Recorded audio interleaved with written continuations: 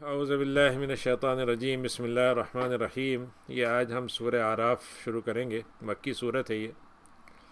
اور اصل میں اعراف جو ہے وہ گویا ایک ایسے گروپ کا تذکرہ ہے میدان حشر میں جو جنتی اور دوزخیوں کے بیچ کے لوگ ہوں گے، اور وہ بیچ کے حصے میں کھڑے ہوں گے، اور ان کی یعنی پوری جو کہہ لیجئے کہ خواہشات بھی اور ان کی یعنی ہمدردی بھی اسلام والوں کے ساتھ ہوگی، اور وہ جہنم والوں سے بیدار ہوں گے۔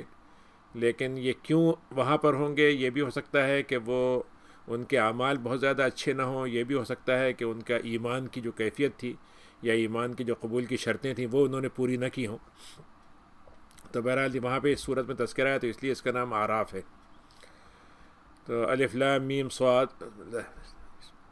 کتاب انزل الیک، اے نبی یہ کتاب آپ پر اتاری گئی ہے۔ حالانکہ جب اللہ تعالیٰ یہ بات کہتا ہے کہ ہم نے یہ کتاب پہ آپ کو اتاری ہے، تو یہ واقعہ نہیں ہے بلکہ واقعے کا ایک انجام ہے۔ یعنی کتاب تو آپ پر اتاری گئی تھی شکل میں وحی کی اور قرآن کی شکل میں، لیکن جب وہ لکھ دی گئی تو وہ کتاب ہو گئی، اور چونکہ اللہ تعالیٰ کے پاس یہ کتاب کی شکل میں تھی تو اس معنی میں اس کو کہہ سکتے ہیں کہ وہ کتاب جو ہمارے پاس ہے اس کو ہم نے آپ کو دھیرے دھیرے اتارا ہے، پھر آپ نے اس کو کتابی شکل دے دی ہے۔ تو آپ کے دل میں کسی قسم کی کوئی تنگی نہیں پیدا ہونی چاہیے، اور آپ کا کام یہ ہونا چاہیے کہ آپ اپنی بات بتا دیں، اور مومنین کے لیے یہ یاد دہانی کی کتاب ہے۔ یہ اس سے بڑی نصیحت اور یاد دہانی ملے گی۔ آپ کے دل میں تنگی نہ ہو۔ بعض دفعہ تنگی اس معنی میں ہوتی ہے کہ آپ کو ایک ایسا حکم دیا گیا جو آپ سوچتے ہیں پتہ نہیں یہ لوگ مانیں گے نہیں مانیں گے، عمل کر سکیں گے کہ نہیں کر سکیں گے، پتہ نہیں، یہ مطلب یہ ہے کہ یہ معاملہ جو ہے ذرا سا سنگین قسم کا ہے، لوگ اس کے بارے میں کیا سوچیں گے۔ بعض دفعہ آپ کی ذاتی زندگی کے بارے میں کوئی بات ہے، تو اللہ تعالیٰ کہہ رہا ہے جو بھی اس میں اترا ہے وہ آپ بالکل اپنی کسی قسم کی ذاتی جیسے ریزرویشن کے بغیر آپ اس کو جیسا ہے ویسا کا ویسے ہی پہنچا دیجیے۔ اے لوگو، اس بات کو جو تمہارے اوپر اتارا گیا ہے اس کو تم پورا پیروی کرو اس کی، تمہارے رب کی طرف سے یہ بات آئی ہے۔ اور دیکھو، اللہ کو چھوڑ کر دوسروں کو اپنے ولی مت بنا لینا۔ بہت تھوڑے لوگ ہوتے ہیں جو صحیح معنوں میں نصیحت کو قبول کرتے ہیں، اور ہم نے کتنی ہی بستیاں تھیں جو اس سے پہلے گزری ہیں، ہم نے ان کو ہلاک کیا تھا، اور ان کے اوپر جب وہ عذاب ہمارا آیا تھا تو وہ یا تو رات کا وقت تھا یا وہ دن میں قیلولہ کر رہے تھے، آرام کر رہے تھے۔ دوپہر کو جو تھوڑی دیر کے لیے آرام ہوتا ہے، نیپ ہوتی ہے، اس کو قیلولہ کہتے ہیں۔ اور جب اس کے بعد جب ان پر یہ عذاب آ گیا تو اس وقت وہ بہت ہی مطلب یہ کہ کھلے عام اس بات کو ماننے لگے کہ واقعی ہم نے بڑے ظلم کیے تھے۔ فرنا سرن الذین ارسل الیہم، تو اے نبی آپ چاہیں اور آپ لوگ چاہیں، تم لوگ چاہو تو ان نبیوں سے پوچھ لو جو تم سے پہلے بھیجے گئے تھے۔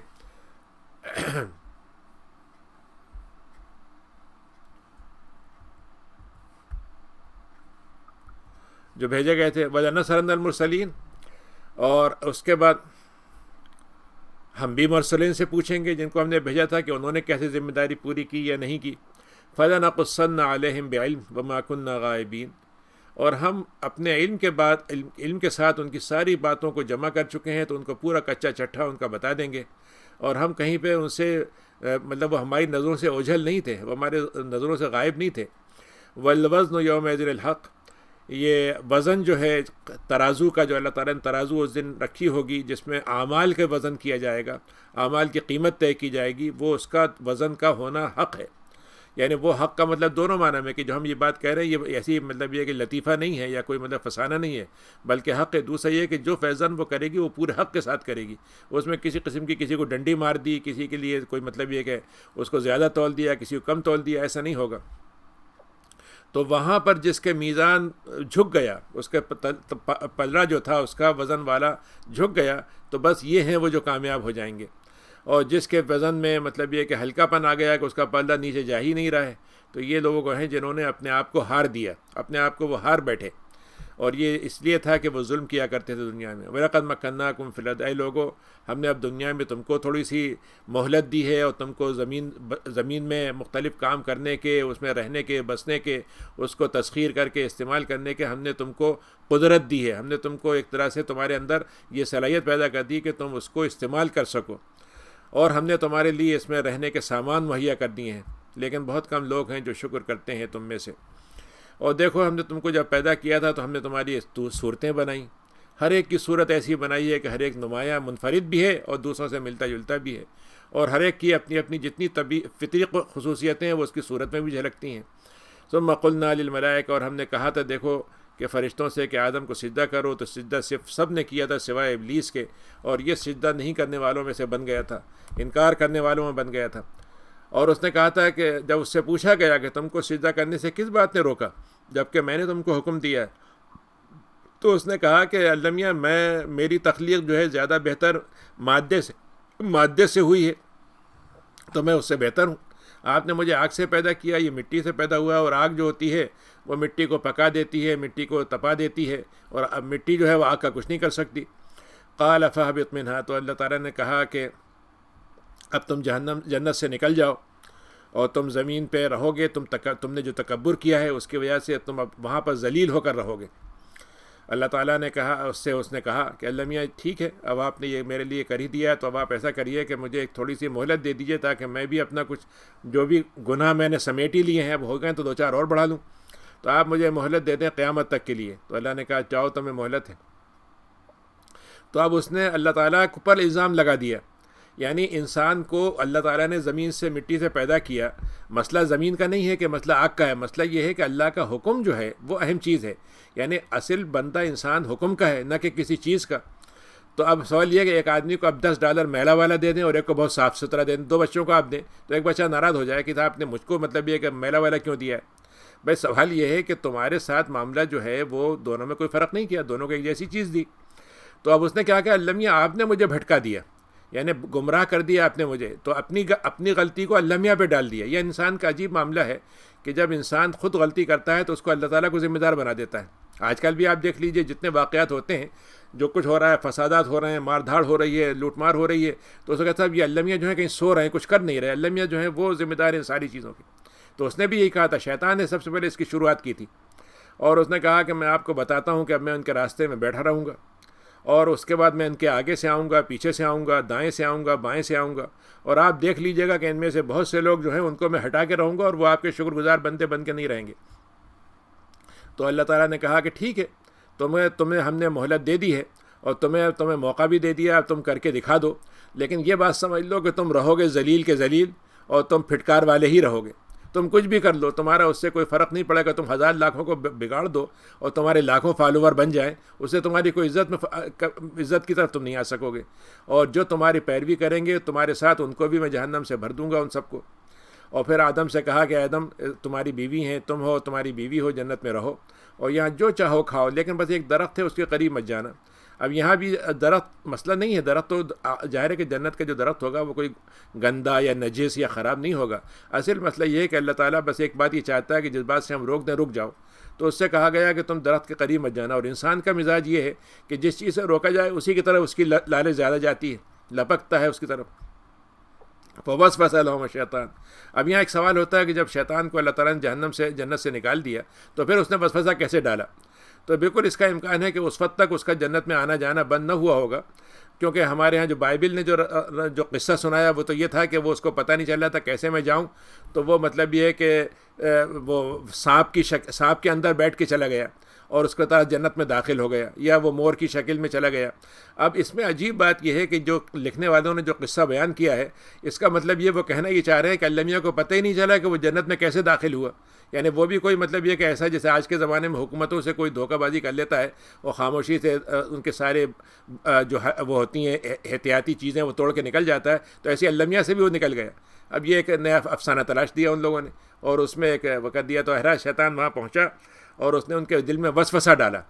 اور یہ کہا کہ دیکھو اگر تم کھا لو گے تو تم ہمیشہ جنت میں رہو گے، تمہیں ابھی رکھا تو گیا لیکن تم یہ گارنٹی نہیں کہ تم ہمیشہ جنت میں رہو گے، تو اس لیے تم اگر چاہتے ہو ہمیشہ رہنا تو یہ درخت کھا لو، بس یہ درخت جو ہے یہ زندگی کا درخت ہے، اس کو کہتے ہیں نا لائف ٹری ہے یہ۔ تو نتیجہ کیا ہوا کہ جب انہوں نے وہ درخت کھا لیا تو اس کے نتیجے میں ان کی جو شرمگاہیں تھیں وہ کھل گئیں، ان کے جو کپڑے اللہ نے ان کو دیے تھے وہ اتر گئے۔ تو اس وقت معلوم یہ ہوا کہ انسان کو اللہ تعالیٰ نے جو پہلے کپڑے دیے تھے وہ تو ایک اعزاز کے طور پر دیے تھے، ایک اللہ تعالیٰ نے ایک عظمت کے طور پر دیے تھے۔ اب جو کپڑے اللہ تعالیٰ نے دیے ہیں وہ انسان کو ایک حکم کے طور پر دیے ہیں، اس کی گویا اللہ تعالیٰ کے حکم کی تعمیل میں دیے ہیں۔ لیکن خرابی دونوں صورتوں میں ایک ہی ہے کہ انسان کی شرمگاہ کو چھپا رہنا چاہیے. اور شیطان کا سب سے بڑا وار یہ ہے, اس زمانے میں اس نے یہ کام کروا کے ان کو یہ کیا.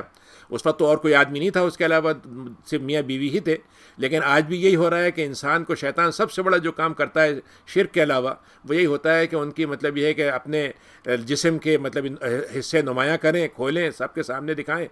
اور شرمگاہوں کو اپنے مطلب یہ کہ اس کی پرواہ نہ کریں. آج دیکھ لیجئے لباس جو ہوتے ہیں, حدیث میں آتا ہے کہ آپ نے فرمایا کہ ایسی عورتیں ہوں گی قیامت کے قریب جو پہنے ہوں گی لیکن اصلاً وہ عوریاں ہوگی, یعنی ان کا پہننا نہ پہننا دونوں برابر ہوں گے, جھلکتا ہوگا جسم ان کا. وقال ما نہاکما, اور اس نے یہ کہا تھا کہ دیکھو تمہیں یہ فرشتہ جو روکا گیا درخت سے اس لیے ہے کہ تم اپنے فرشتے بن جاؤ گے اور ہمیشہ رہو گے. فوقاسم ہو, قسم کھائی اس نے, یعنی اللہ تعالیٰ کی قسم کھانے میں اسے کوئی اعتراض نہیں تھا. اگر جھوٹ بولنا ہو تو جھوٹ کا سب سے اچھا حوالہ یہ ہوتا ہے کہ آدمی سچ کے طور پر پیش کرے اسے. وہ کہے کہ میں اللہ کی قسم کھا کے کہتا ہوں کہ میں آپ کی جو بات کہہ رہا ہوں سچ بول رہا ہوں. اور اس نے یہ نہیں کہا کہ میں آپ کو دھوکہ دینے, ایک تو یہ ہوتا ہے کہ ایک آدمی اگر ہو, سچا آدمی ہو, واقعی وہ دھوکہ دینے آیا ہو تو کیسا میں آپ کو دھوکہ دینے آیا ہوں. لیکن آپ دیکھیے دھوکہ دینے والے کی کمزوری یہ ہے کہ وہ کبھی یہ نہیں کہتا میں دھوکہ دینے آیا ہوں, وہ کہتا نہیں میں تو آپ کی خیر خواہی میں آیا ہوں. اچھا اپنا فائدہ بھی نہیں بتایا اس نے, کہا نہیں میں آپ کے فائدے میں بتا رہا ہوں. تو آپ دیکھ لیے دنیا میں کتنے ہی لوگ ہوتے ہیں جو ایسا لگے گا کہ آپ سے بڑھ کر خیر خواہ نہیں ہیں, لیکن جب آپ ان کے داؤ میں آ جائیں, داؤ میں پھنس جائیں آپ, تو معلوم ہوگا کہ اس کے بعد وہ آپ کو ایسی جگہ لے کے ڈالتے ہیں جہاں پانی نہ ملے پینے کو. فَدَلَّاهُمَا بِغُرُورٍ, اس نے ان کو مائل کر لیا دھوکے بازی کے ذریعے سے. جب انہوں نے درخت کو چکھا تو نتیجہ کیا ہوا کہ ان کی سطر کی چیزیں کھل گئیں. اب وہ کیا کریں کچھ سمجھ میں نہیں آ رہا, تو وہ درخت کے پتے انہوں نے کہیں آتا ہے جیسے ان لوگوں نے مشہور کر دیا کہ صاحب وہ انجیر کا درخت تھا جس کے پتوں کو انہوں نے کیا, جو بھی درخت ہو سکتا ہے وہاں پر. بہرحال اس جنت کے درختوں سے انہوں نے اپنے سطر کو چھپایا. اس کے بعد اللہ تعالیٰ نے ان سے پکار کے کہا کیوں ہم نے تم کو اس درخت سے آنے سے روکا نہیں تھا؟ تو اور میں نے تم سے یہ نہیں بتایا کہ شیطان تمہارا دشمن ہے, یعنی وہ دشمن تمہارا ہے, تم اس کو دشمن مانتے بھی ہو, لیکن تم اس کے داؤ میں آ گئے اور اس کی بات کو تم نے مان لیا. قالا ربنا ظلمنا انفسنا, تو انہوں نے, اب یہاں شیطان اور انسان میں فرق ہوا کہ شیطان نے اپنی بات پہ ہٹ دھرمی دکھائی اور نتیجہ ہوا کہ وہ محروم ہو گیا. لیکن آدم علیہ السلام اور ان کی بیوی دونوں نے, اللہ تعالیٰ نے یہاں پر دونوں کو بتایا کہ دونوں کو شیطان نے بہکایا تھا. جیسے بائبل میں لکھا ہے کہ صرف ہوا نے آدم کو بہکایا تھا, یہ غلط ہے. تو دونوں نے کہا کہ اللہ میاں ہم سے بڑی زیادتی ہو گئی, لیکن اگر آپ معاف کر دیں گے اور رحم کر دیں گے تو بس ہم خسارے سے بچ جائیں گے. تو اللہ تعالیٰ نے کہا ٹھیک ہے, یہ تو معاف کر دیا میں نے, یعنی وہاں اللہ تعالیٰ کی نے معافی دے دی, پاک صاف ہو گئے وہ. لیکن اللہ تعالیٰ نے کہا کہ ٹھیک ہے, اب تمہارا یہاں قیام جو تھا وہ تو ایک انعام کے طور پر تھا, لیکن ہم تمہارے لیے ایک آزمائش سے تمہیں گزرنا ہوگا, اس کے بعد تم جنت میں آؤ گے. تو اللہ تعالیٰ نے کہا کہ زمین میں اتر کے جاؤ, وہاں تمہیں رہنا ہوگا, تمہارے لیے زمین میں ایک ٹھکانہ ہوگا, وہیں پہ تمہارے لیے کھانے پینے کے سامان ضرورتیں ہم سب رکھ دی ہیں وہاں پر, لیکن تم ان کو استعمال کر کے آخرت اپنی بنانا, اور تم وہیں زندہ رہو گے, وہیں تمہاری موت آئے گی اور تمہیں وہیں سے نکالا جائے گا. یعنی زمین جو ہے اسی سے مٹی سے آدم بنائے گئے, پھر اسی میں وہ دفن کر دیے جائیں گے انسان, اور اسی مٹی میں سے بھی دوبارہ انسان نکل کے آ جائے گا. یا بنی آدم, اب اللہ تعالیٰ اس بات کو بیان کرنے کے بعد بنی آدم کو مخاطب کرتا ہے, اے آدم کی اولاد. یہاں اولاد کا مطلب صرف مرد نہیں ہے بلکہ دونوں ہیں. مرد بنی کا مطلب بیٹا ہوتا ہے, لیکن جب سب کے لیے استعمال ہو تو اس سے بیٹا اور بیٹیاں دونوں مراد ہوں گے کہ اے آدم کے بیٹے اور بیٹیوں, ہم نے تمہارے لیے لباس اتارا ہے. اور یہ اس لیے ہے کہ دو چیزیں دیتا ہے تمہیں لباس, ایک تو یہ کہ وہ تمہارے ستر کو چھپاتا ہے, اور دوسرے تمہیں زیب و زینت دیتا ہے. یعنی انسان کا جو ذوق ہے اس کے لحاظ سے لباس کا اچھے سے اچھا ہونا, جیسے کہتے ہیں کہ مثلا طرح طرح کے رنگ ہونا, طرح طرح کے ڈیزائن ہونا, اس میں اسلام کو کوئی اعتراض نہیں ہے. اصل ایشو یہ ہے کہ آپ ساری زیب و زینت ہو, لیکن جو سطر کا حصہ ہے وہ چھپنا چاہیے. اور آپ کو معلوم ہے کہ سطر کا حصہ جو ہوتا ہے عورت کے لیے, اس کے ہاتھ اور پیر کے علاوہ باقی پورا جسم جو ہے, اس کا چہرہ, ہاتھ اور پیر, اس کے علاوہ پورا جسم اس کا سطر ہے. اس لیے وہ لباس وہ ہونا چاہیے جس کے سر اور سے لے کے پیر تک, جسم تک اس کا بال بھی چھپیں, اور اس کا کپڑے جو ہیں وہ ایسے بھی ہوں کہ جو بہت تنگ نہ ہو. اور مرد کے لیے جو ہے وہ نیول سے لے کے نی تک, یعنی جو انسان کی ناف ہوتی ہے وہاں سے لے کے گھٹنے تک چھپنا چاہیے. لیکن ظاہر ہے کہ ابھی آگے آئے گا کہ اور آگے لباس میں اور اچھائی بھی ہونی چاہیے. وہ لباس التقویٰ, اور دیکھو جو لباس تم پہنتے ہو اس کے اندر تقویٰ جھلکنا چاہیے. معلوم ہے اسراف کے لیے ہے, اکڑ پھو کرنے کے لیے ہے, لوگوں کے مقابلے میں اپنے آپ کی برتری سجانے کے لیے, اور حرام طریقے کا ہے. مطلب حرام لباس ہے کہ مثلا جیسے ریشم مردوں پہ حرام کر دیا گیا تو وہ ریشم کا لباس پہنے. زیورات جو ہیں عورتوں کے لیے ہے, لیکن اگر مرد جو ہے سونے کے زیور پہنے, تو اللہ نے کہا کہ دیکھو لباس میں بھی تو ہے وہ تقوی کا خیال رکھنا, یہی تمہارے لیے بہتر ہوگا. ذالک من آیات اللہ, اس میں اللہ کی نشانیاں ہیں ان کے لیے جو نصیحت لینا چاہتے ہیں. اے بنی آدم, تم کو یہ شیطان جو ہے آزمائش میں نہ ڈال دے. جیسے اس نے تمہارے ماں باپ کو نکلوایا تھا جنت سے، تو تمہارے لباسوں کو بھی اتروا دے گا تم سے اگر تم نے اس کی بات مان لی. اور یہ تم کو وہاں سے دیکھتا ہے، یہ اور اس کا قبیلے کے لوگ جو اس کے ذریت ہے، جہاں سے تم ان کو نہیں دیکھ سکتے. یعنی یہ تمہیں نہیں دکھیں گے، وہ تمہیں دیکھتے رہتے ہیں. اور ہم نے شیطان کو ان لوگوں کا دوست بنایا ہے جو ایمان نہیں رکھتے ہیں. یعنی وسوسہ تو سب کے ڈالے گا، لیکن جو اس کے ساجی کون بنیں گے، اس کے بہت ہی ہمدرد کون ہوں گے؟ جو ایمان نہیں رکھیں گے. ان لوگوں کی پہچان کیا ہے؟ وَإِذَا فَعَلُوا فَاحِشَةً، یہ 28 نمبر کی آیت ہے کہ جب وہ کوئی بدکاری کا کام کرتے ہیں، برائی کا کام کرتے ہیں، فحاشی کرتے ہیں، کھلے عام جو ہے وہ مطلب ایسی حرکت کرتے ہیں جو اخلاق کے لحاظ سے، اسلام کے لحاظ سے غلط ہے، تو وہ کہتے ہیں یہ تو ہمارے باپ دادا بھی کرتے آئے تھے. اب آپ دیکھ لیجئے کہ بہت سے لوگوں کے ہاں مطلب مذہبی تقریبات ہوتی ہیں، اور مذہبی تقریبات میں جو چیزیں ویسے نہیں کریں گے اس زمانے میں کوئی مسئلہ نہیں. بہت سے موقع ان کے لیے جو ہیں اور آزادی کے ہو جاتے ہیں. تو وہ یہ کہتے تھے کہ ہمارے باپ دادا کرتے ہیں، اور اللہ نے بھی ہم کو اسی کا حکم دیا تھا. یعنی اللہ تعالیٰ نے ہم کو روکا نہیں ہے تو اس کا حکم دے دیا ہم کو. اگر روکا نہیں اور ہمارے پاس کوئی اس کے بارے میں ہدایت نہیں آئی تو اس کا اللہ میاں کوئی اعتراض نہیں ہے اس بات پر. جیسے آج کل انسان کہتا ہے کہ بھائی میری مرضی ہے، میں جیسے چاہوں کروں، میرا جسم میری مرضی، میرا مطلب یہ کہ جو کچھ ہے. قل ان اللہ لا یامر بالفحشاء، تو آپ فرما دیجئے کہ اے لوگوں ایک بات سمجھ لو، اللہ تعالیٰ کبھی بھی فحش باتوں کا حکم نہیں دیتا. یعنی انسان کے میاں بیوی کے رشتے ہوتے ہیں، اس کے اندر بھی جو تذکرہ ہوتا ہے وہ اس سے بہت ہی مہذب طریقے پر، بڑے ہی ایسے الفاظ کے ذریعے سے جس میں کنایہ ہو، اس کے ذریعے سے بات ہوتی ہے. تقولون علی اللہ ما لا تعلمون، ایسی بات تم اللہ پہ کہتے ہو تم جانتے نہیں ہو اور تمہارے پاس کوئی اس کا علم نہیں آیا. اور فرما دے کہ میرا رب تو وہ ہے جو انصاف کا حکم دیتا ہے، اور اس نے یہ کہا ہے کہ تم اپنے چہروں کو نماز کے وقت میں قبلہ رخ بناؤ، اللہ کی طرف چہرہ موڑ لو. یعنی مسجد میں جو تمہارا قبلہ ہے ادھر منہ کر کے نماز پڑھو، اور اللہ کو اس کا دین خالص کر کے، اپنی اللہ کے ساتھ خالص نیت کے ساتھ، اس کے دین کے ساتھ اس کو پکارو. جیسے تم کو ہم نے اللہ تعالیٰ تمہاری ابتدا ہوئی تھی آدم سے، ویسے ہی تم کو ہم لوٹا دیں گے. فریقاً ہدا و فریقاً حق علیہم الضلالہ، تو ایک فریق ہے جس کو ہدایت مل جائے گی، وہ ہدایت کا طلبگار ہوگا، اس کو مل جائے گی. اور ایک فریق ہوگا جس کے لیے گمراہی حق ہو جائے گی، کیونکہ وہ گمراہی کو پسند کرے گا. یہ وہ لوگ ہوں گے جو شیطان کو اپنا دوست بنا لیں گے اللہ کو چھوڑ کر، اور یہ سمجھتے رہیں گے کہ ہم تو بڑی ہدایت پر ہیں. یعنی آپ دیکھیں جو مذہب ہے، جن سے بھی پوچھیں کہ آپ خدا کے چہیتے ہیں، کہا ہم تو خدا کے چہیتے ہیں، جنت میں جائیں گے، بالکل جائیں گے. اور ساری گمراہیوں کے باوجود وہ اپنے آپ کو سمجھتے ہیں کہ ہم جنت میں جائیں گے. یا بنی آدم خذوا زینتکم، اے بنی آدم، یہاں پہ زینت کا لفظ اللہ نے استعمال کیا ہے. ایک لفظ ہو گیا ستر، ستر تو فرض درجے میں ہے جس کو کرنا ہے، اور ایک وہ ہے جس کو آپ ریش کہہ لیے، ذاتی ذوق کی بات ہو گئی. اب اس کے بعد زینت یہ ہے کہ اللہ تعالیٰ نے یہ کہا کہ جب آپ کسی مجلس میں ہوتے ہیں تو ایک عام لباس گھر میں پہنے ہوتے ہیں، ایک ہلکا پھلکا لباس ہوتا ہے، لیکن جب آپ کوئی مہمان آ جائے کسی کے سامنے ہو تو آپ تھوڑا سا ذرا سا بہتر لباس پہنتے ہیں. مطلب وہ نیا ہو، بہت عالیشان ہو، یہ ضروری نہیں ہے، لیکن زینت ہونی چاہیے. تو اللہ تعالیٰ نے کہا کہ جب تم اپنی مجلس میں تھوڑا سا بن کر سنور کر جاتے ہو، ٹھیک سے جاتے ہو، اچھے لباس کے ساتھ جاتے ہو، تو نماز میں بھی ایسا کام کرو. یعنی یہ نہ ہوا کہ معلوم ہوا کہ صاحب مسجد گئے تو سب سے گندے کپڑے میں، سب سے میلے کچیل کپڑے میں، کوئی استری نہیں، کوئی اس کے اندر مطلب یہ کہ وہ نہیں، بس کسی بھی رنگ میں چلے گئے. اللہ تعالیٰ کہتا ہے جب مسجد کے لیے جاؤ تو اچھے لباس میں جاؤ، اچھی زینت کے ساتھ جاؤ. وَكُلُوا وَاشْرَبُوا وَلَا تُسْرِفُوا، کھاؤ پیو لیکن اسراف مت کرو. ان تین الفاظ میں اللہ تعالیٰ نے پورے کھانے کی فلسفہ بیان کر دیا ہے. آپ ہزاروں ڈاکٹروں سے پوچھ لیں، وہ آپ کو ہزاروں باتیں بتا دیں گے، لیکن یہ صرف تین لفظ جو ہیں وہ انسان کی زندگی کو بنا سکتے ہیں کھانے کے نظام میں، کہ کھاؤ کوئی حرج نہیں ہے، اور پیو یہ بھی کوئی حرج نہیں ہے اس میں، لیکن اسراف مت کرو. بھلے جتنی ضرورت ہے پیٹ بھر لیا، اس سے تھوڑا سا اور کھا لیا، لیکن یہ کہ معلوم ہوا ڈکار نہیں نکل رہی وہ کھائے جا رہے ہیں، ایسا مت کرو. اور اس کا اسراف مت کرو، بیماری اسی سے بڑھتی ہے. آپ نے فرمایا کہ معدہ جو ہوتا ہے وہ بیماری کا گڑھ ہوتا ہے. اگر وہ معدے کو حساب رکھا جائے حساب سے تو ظاہر ہے کہ انسان کی بیماری دور ہو جاتی ہیں. اور رمضان جو ہے وہ اسی لیے ہے کہ جب انسان کو تھوڑی دیر کے لیے انسان ریلیکس کر دیتا ہے معدے کو، تو ایک طرح سے وہ چاق و چوبند ہو جاتا ہے، اس میں سے کمزوری دور ہو جاتی ہے، وہ پھر سے اپنا کام صحیح طریقے سے کرنے لگتا ہے. اللہ تعالیٰ اسراف کرنے والوں کو پسند نہیں کرتا. پھر اللہ تعالیٰ یہ کہتا ہے کہ بعض دفعہ دیندار لوگ جو ہوتے ہیں وہ سمجھتے ہیں کہ اللہ تعالیٰ جو ہے وہ اس کو وہ پسند ہے کہ آپ کا لباس ہی بالکل ہو، بال بھی بکھرے ہوئے ہوں، اور آپ کی حالت عجیب قسم کی بنی ہوئی ہو. تو اللہ تعالیٰ نے کہا کہ یہ بتاؤ کہ جو ہم نے زینت اللہ نے جو زمین میں نکالی ہے، تو اس کو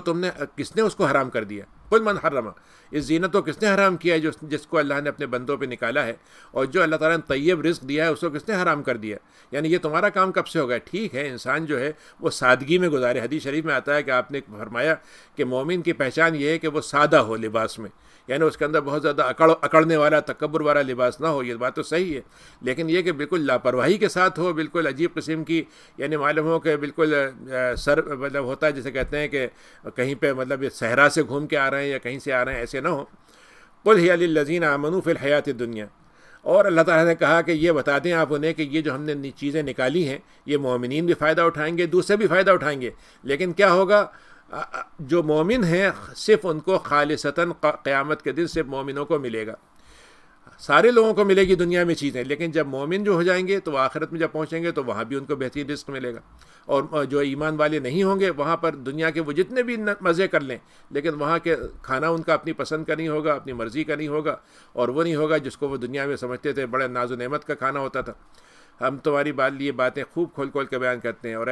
آپ فرما دیں کہ میرے رب نے کیا کیا حرام کیا ہے، ایسی باتیں جو بے حیائی کی ہیں، کھلی بے حیائی کی ہیں، چاہے وہ کھل کر ہوں یا چھپ کر ہوں، اور گناہ کو اللہ نے حرام کیا ہے، اور بغیر حق کے سرکشی کو، حد سے بڑھ جانے کو اللہ نے روکا ہے، یعنی کسی کا حق دبا دیا ہے، کسی کو دبا دیا ہے، کسی کو کمزور سمجھ کے مار دیا، یہ تمہارے اندر نہیں ہونا چاہیے، اور اللہ کے علاوہ کسی کو شریک مت بناؤ جبکہ تمہارے پاس کوئی اس کی دلیل نہیں ہے، اور اللہ پہ ایسی بات مت کہو جس کو تم نہیں جانتے۔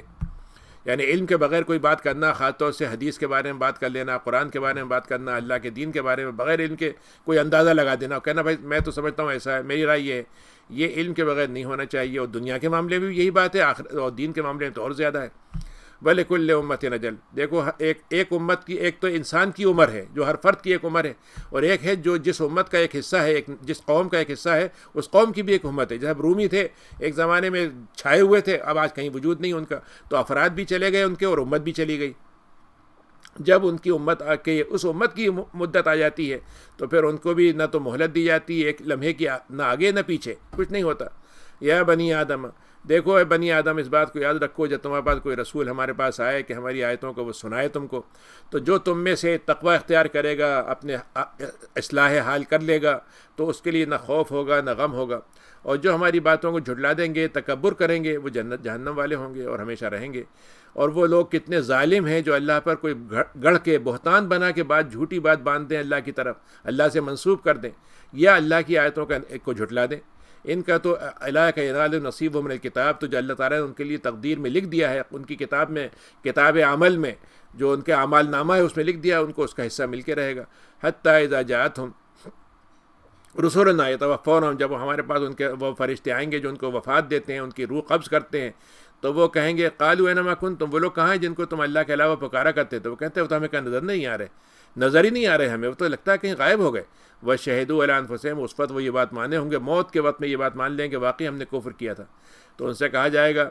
قالت خلوا فی امم، ان سے کہا جائے گا اس سے پہلے بھی ایسی امتیں ہیں جو جہنم والی تھیں، اب ان کے ساتھ تم بھی داخل ہو جاؤ، ان کے جو ان کے لیے جمع باڑہ بنایا گیا ہے، ان کے لیے جمع کرنے کی جگہ ہے، اس سے پہلے بھی تھے جو جنوں میں سے اور انسانوں میں سے، اور ان کے لیے ہم نے جہنم کا ٹھکانہ بنایا ہے۔ تو اس وقت اللہ تعالیٰ ایک عجیب بات بتاتا ہے، کلما دخلت امۃ لعنت اختہا،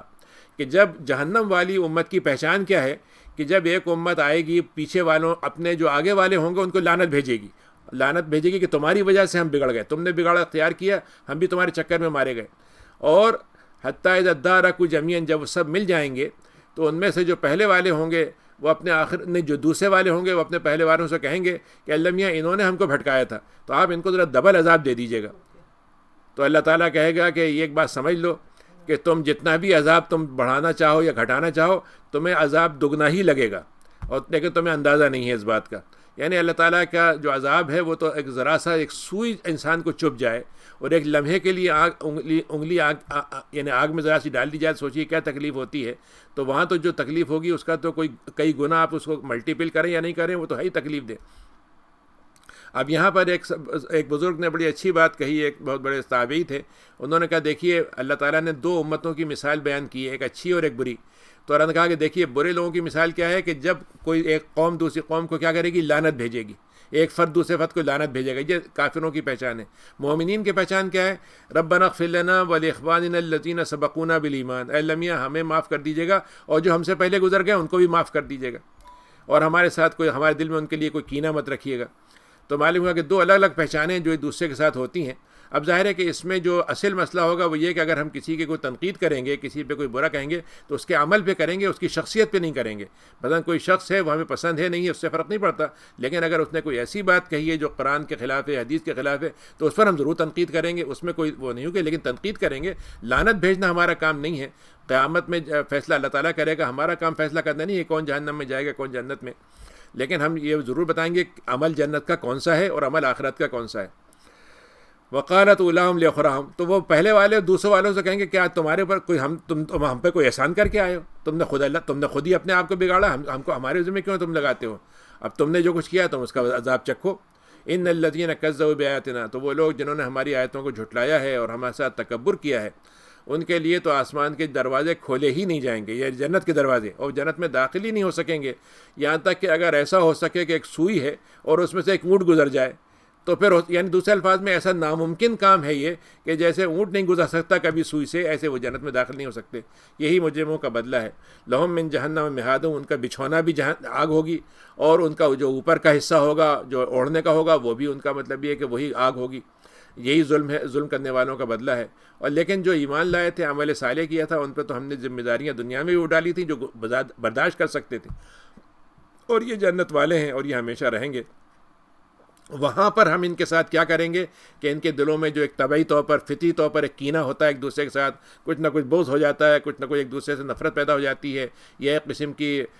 دوری پیدا ہو جاتی ہے، وہ ہم وہاں پہ ان کو ختم کر دیں گے، اور وہ سب کہیں گے الحمدللہ، اللہ کا بہت بہت شکر ہے کہ اس نے ہم کو جو ہدایت دی تھی آج اس کا انجام ہم دیکھ رہے ہیں، اور اللہ تعالیٰ ہی نے ہدایت دی، اگر اس نے ہدایت نہ دی ہوتی تو ہم ہدایت نہیں پاتے۔ لقد جاءت، ہمارے پاس تو رسول حق کے ساتھ آئے تھے، ونودو، اور ان کو اس وقت پکارا جائے گا جنت سے کہ تمہیں اس کا وارث بنا دیا گیا ہے، تم نے بڑے اچھے اعمال کیے تھے، اس کے نتیجے میں تم کو اس کی وراثت مل گئی۔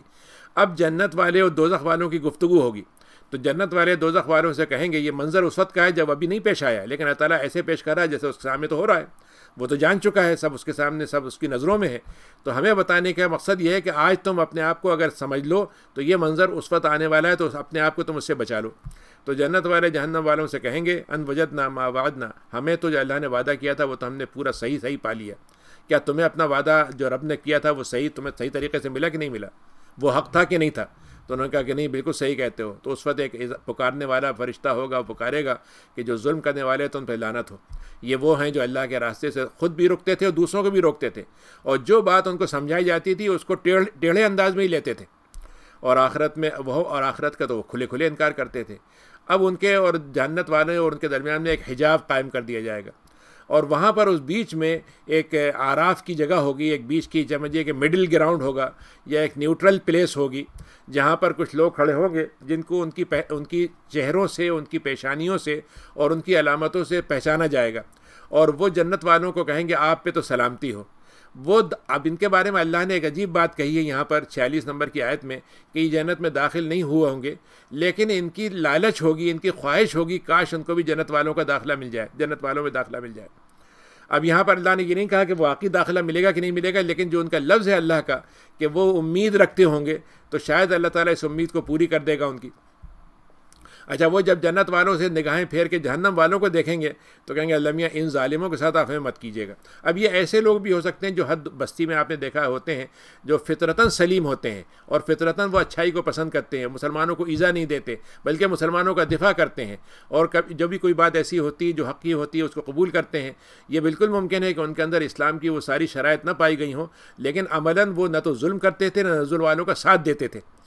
ونادى اصحاب الاعراف رجالا، اور اس کے بعد اعراف والے جو ہیں کچھ لوگوں کو پکاریں گے جن کو وہ پہچانتے ہوں گے، یعنی ان کے ساتھی ہوں گے وہ جن کو پہچانتے ہوں گے، لیکن وہ جہنم والے ہوں گے، اور ان سے وہ کہیں گے کہ بھائی ایک بات بتاؤ، تم نے دنیا میں جو کچھ کیا، اب آج تم نے بڑے بڑے اپنے الائز فورسز بنائی تھیں، بڑے بڑے گروہ تم نے جمع کر لیے تھے، آج ان کا فائدہ تمہیں مل رہا ہے کچھ؟ اور جو تم تکبر کرتے تھے اس کا آج تمہیں کوئی فائدہ ہوا؟ اور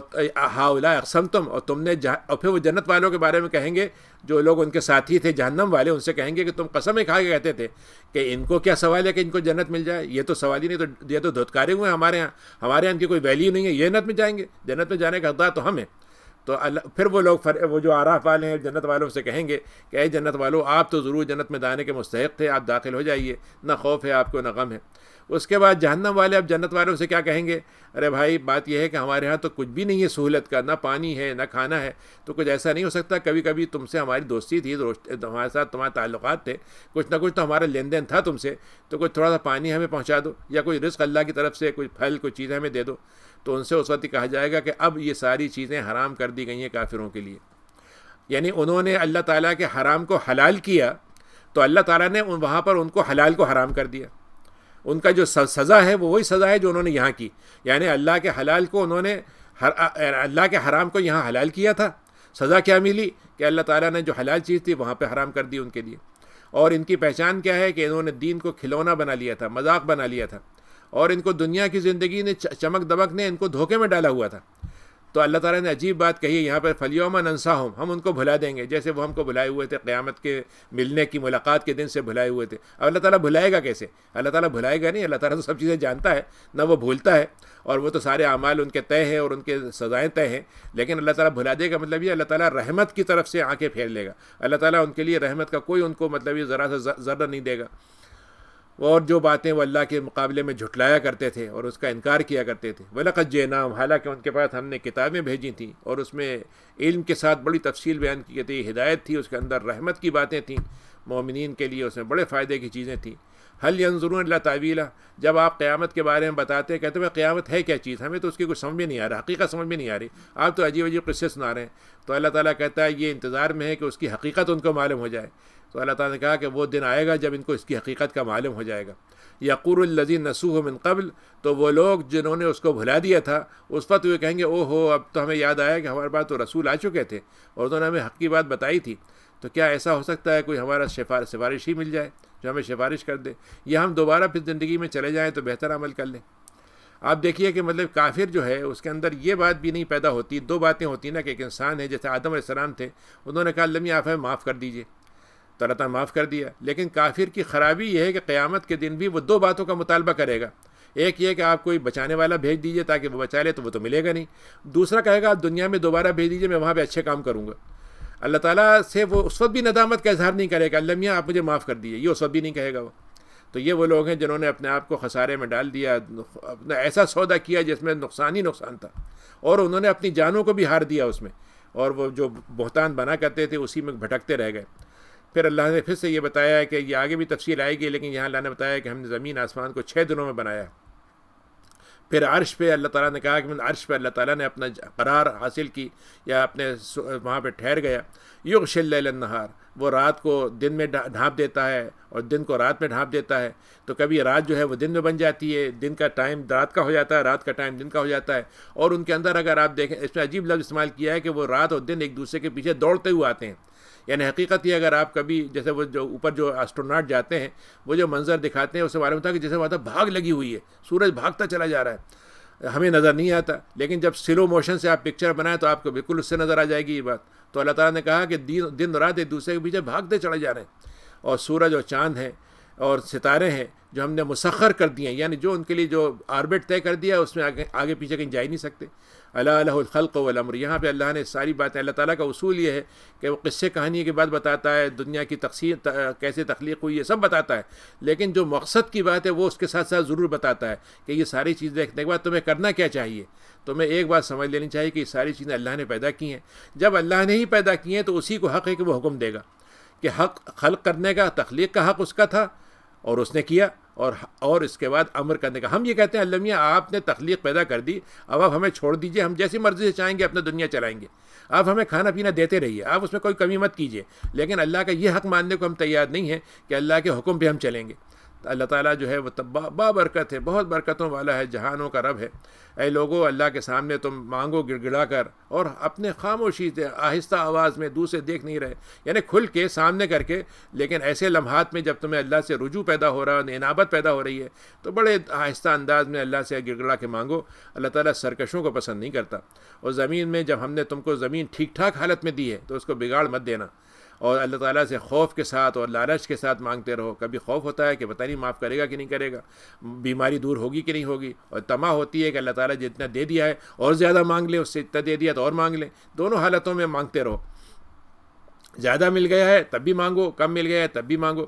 اللہ تعالیٰ کی رحمت محسنین سے بہت قریب ہے۔ اور دیکھو تمہارے لیے وہ ہوائیں اللہ نے کا نظام بنایا ہے جو رحمت کی طرف سے بشارت لے کے آتی ہیں۔ کیسے کہ جب پانی نہیں برستا ہے اور موسم عجیب سا ہوتا ہے، گرمی ہوتی ہے، تو یہ ہوائیں جو ہیں وہ موسم کو بدل دیتی ہیں۔ پھر یہ بھاری بھرکم بادل ہوتے ہیں پانی سے لدے ہوئے، ان کو یہ ہوائیں اٹھا کے لے کے چلتی ہیں، ان کو اٹھائے لیے جاتی ہیں اور ایسی بارش جگہ میں برسا دیتی ہیں ان کے ذریعے سے پانی، جو بالکل مردہ زمین تھی وہاں پھر اس پانی گرتا ہے اور اس کے بعد وہاں پہ ایسے ایسے پھل نکلنے لگتے ہیں جو لوگوں کے لیے فائدہ مند ہوتے ہیں۔ تو اللہ تعالیٰ کہہ رہا ہے جیسے یہ مردہ زمین پانی زندہ ہوتی ہے تو ایسی سمجھ لو کہ تم بھی زندہ کیے جاؤ گے اگر تم یاد دہانی کو سمجھ سکتے ہو تو۔ والبلد الطیب، اللہ نے ایک عجیب مثال یہاں دی ہے کہ جو اچھی زمین ہوتی ہے اس سے اچھی نباتات پیدا ہوتی ہیں، اللہ کے حکم ہے یہ۔ اور جو زمین بڑی مطلب یہ کہ نوکیلی، بڑی مطلب یہ کہ اجاڑ اور مطلب پتھریلی ہوتی ہے، اس میں سے ایک دو چار ایسی مطلب یہ بہت ہی زہریلے قسم کے یا کانٹے دار چیزیں نکل آتی ہیں۔ تو اس سے مطلب کیا ہے کہ اللہ تعالیٰ نے کہا کہ دیکھو انسان کی فطرت بھی یہی ہے کہ ایک فطرت اگر انسان کے اندر اچھی فطرت ہے تو اس کے اندر ایمان پنپ جائے گا اور اس کے ذریعے سے بہار اس کے اندر آ جائے گی۔ اور ایک انسان ہے جس کو بالکل قبول ہی نہیں ہے ایمان اور اس کی طبیعت ہی وہ ہے، تو اس کی طبیعت جو خراب تھی وہ تو ہے ہی، ایمان کے نہ ہونے سے کفر جو ہے اس کو اور جو اس میں چیزیں پیدا کرے گا وہ بھی بالکل مطلب یہ ہے کہ نوکیلی اور مطلب یہ کانٹوں دار ہوں گی اور کوئی مزیدار نہیں ہوں گی وہ۔ تو اللہ تعالیٰ یہ باتیں بار بار گھما کے بار بار دوہرا کے کہتا ہے تاکہ شکر کرنے والے بن جائیں۔ وَلَقَدْ أَرْسَلْنَا نُوحًا، دیکھو ہم تمہارے قوم کے قصے بتاتے ہیں کہ نوح کے ساتھ ہم نے ایک قوم کو بھیجا تھا، ایک قوم تھی جس کے بعد بھیجا تھا، تو انہوں نے کیا کہا؟ انہوں نے کہا دیکھو میں تو تم کو 2-3 باتیں بتانے آیا ہوں، صرف 2 باتیں کہ بھائی اللہ کی عبادت کرو، اس کے علاوہ کوئی خدا نہیں ہے، اور تم میرے اوپر ایمان لے آؤ، میری بات کو مان لو، اور میں میرے لیے عذاب کا ڈراوا دے کر آیا ہوں، بہت بڑا عذاب ہو سکتا ہے۔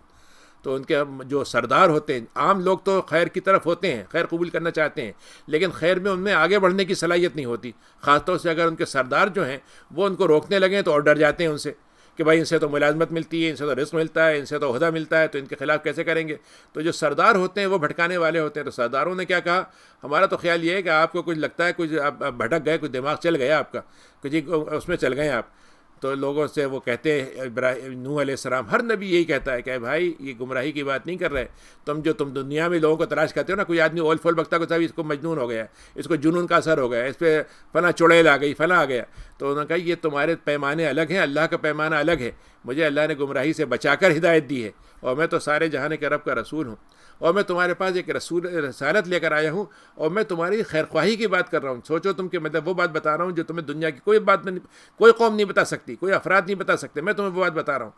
اور میرا اس میں کوئی فائدہ نہیں ہے، تمہارا فائدہ ہے، اور میں وہ باتیں جان گیا ہوں، اللہ تعالیٰ کی طرف سے بتا دی گئی ہیں مجھے، تم نہیں جانتے تھے اور تمہیں نہیں معلوم ہے وہ۔ اب عجیب تمہیں عجیب لگتا ہے یہ کہ ایک آدمی تمہارے پاس اللہ کا ذکر لے کر آئے، تمہیں میں سے ہو وہ آدمی، اور تمہیں اللہ کی باتوں سے ڈرائے اور تقویٰ دلائے اور تاکہ تم رحم کیے جاؤ۔ اس میں عجیب بات کیا ہے؟ اب دیکھیے عجیب بات ہے انسان کہ دنیا میں ایک عام انسان ہوتا ہے، وہ وزیر اعظم ہو سکتا ہے، وہ صدر ہو سکتا ہے، وہ کمانڈر ان چیف ہو سکتا ہے، عام انسان ہے۔ بھلے ایک آدمی اگر یہ کہے کہ صاحب یہ میری طرح کا انسان ہے، میں اس کو کمانڈر کیوں مانوں، میں اس کو صدر کیوں مانوں، اس کا تو مان لیتا ہے، لیکن وہی انسان جب نبی بنتا ہے تو کہتا ہے صاحب یہ نبی میرے مقابلے میں اوپر بن گیا، یہ کیسے، مجھے حکم دینے کا اس کو کوئی حق نہیں ہے۔ یہاں پر آ کے پیمانہ بدل جاتا ہے۔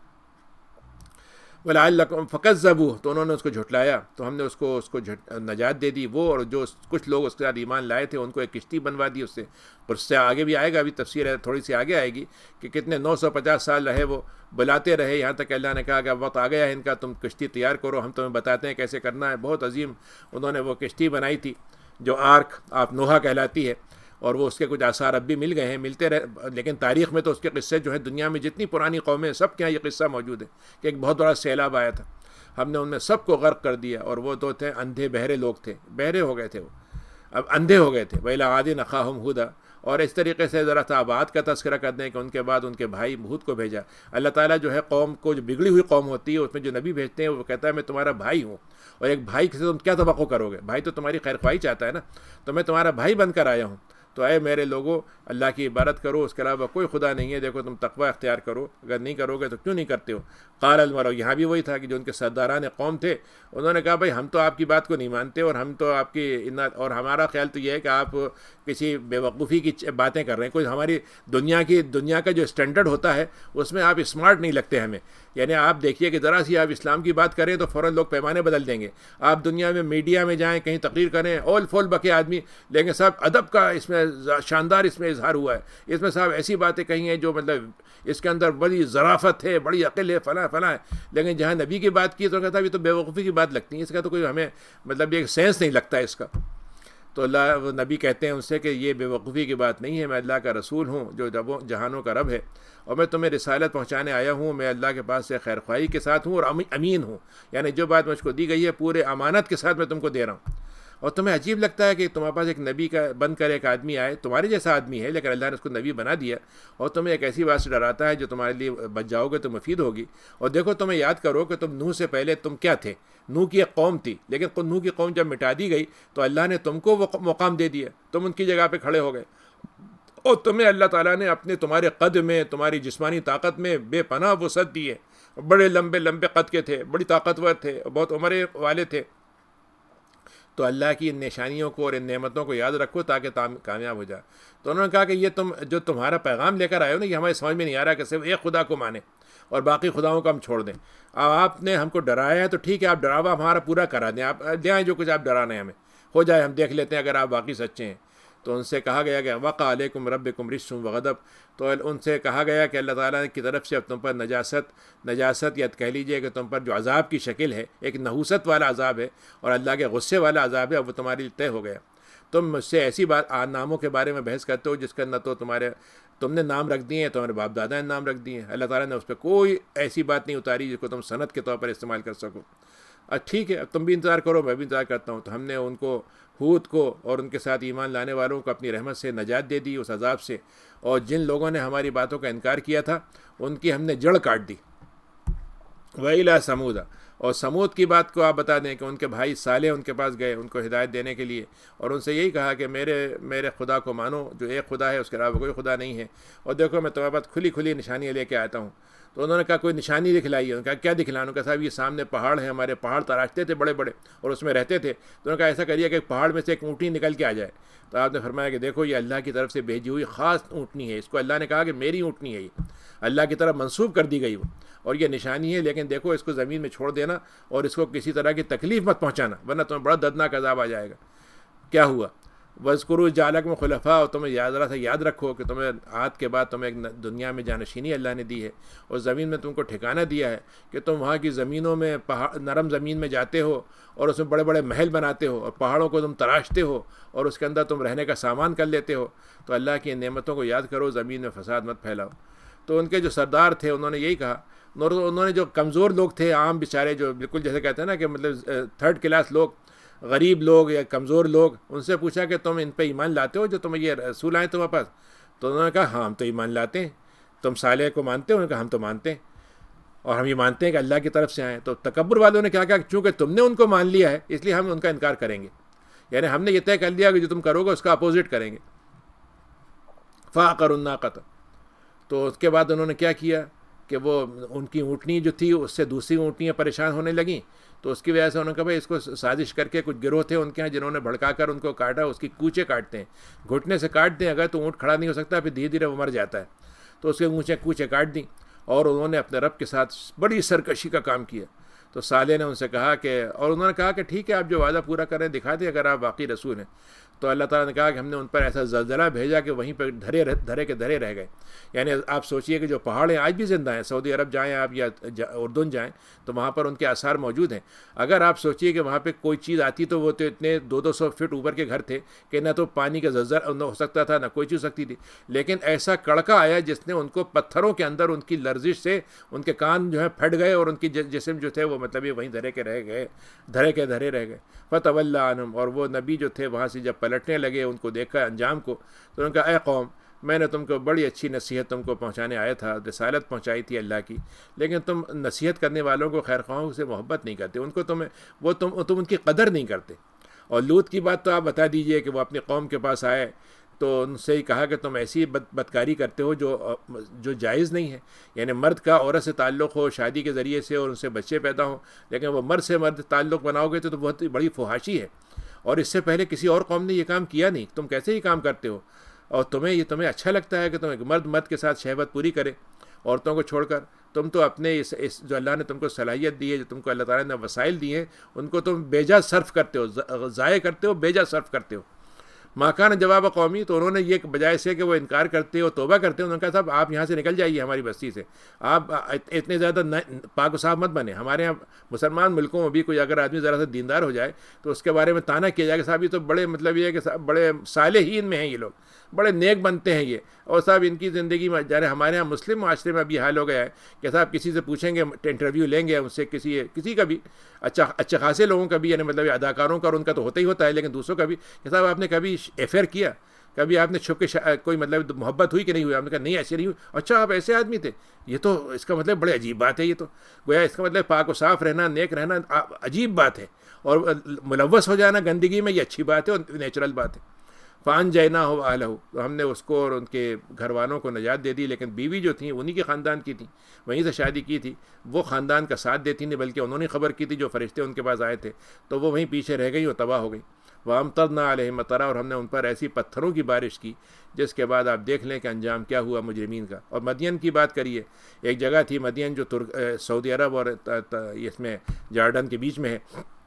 یہاں پہ ہم نے ان کے بھائی شعیب کو بھیجا، اور ان کے ساتھ بھی یہی بات انہوں نے کہی کہ اللہ کی عبادت کرو، کسی اور کی عبادت نہ کرو، میں اللہ کے پاس سے بڑی کھلی نشانیاں لے کر آیا ہوں، اور دیکھو اپنے ترازو ٹھیک رکھو اور لوگوں کو ڈنڈی مت مارو. ان کا ایک جرم کیا تھا؟ ایک تو عبادت اللہ کے علاوہ دوسروں ہی کرتے تھے، دوسرا یہ تھا کہ وہ ایسے راستے میں تھے جہاں سے تجارتی قافلے گزرتے تھے، تو کرتے کیا تھے کہ سامان جو تھے ان کا جو تھا وہ لوٹتے نہیں تھے، لیکن دھوکے بازی سے کم تول کے ان کے زیادہ لے لیتے تھے، اور اپنا جب تولتے تھے تو کم تولتے تھے، اور اس کے بعد جو پیسے دیتے تھے اس کو پیسوں کو بھی مطلب کبھی دبا لیتے تھے.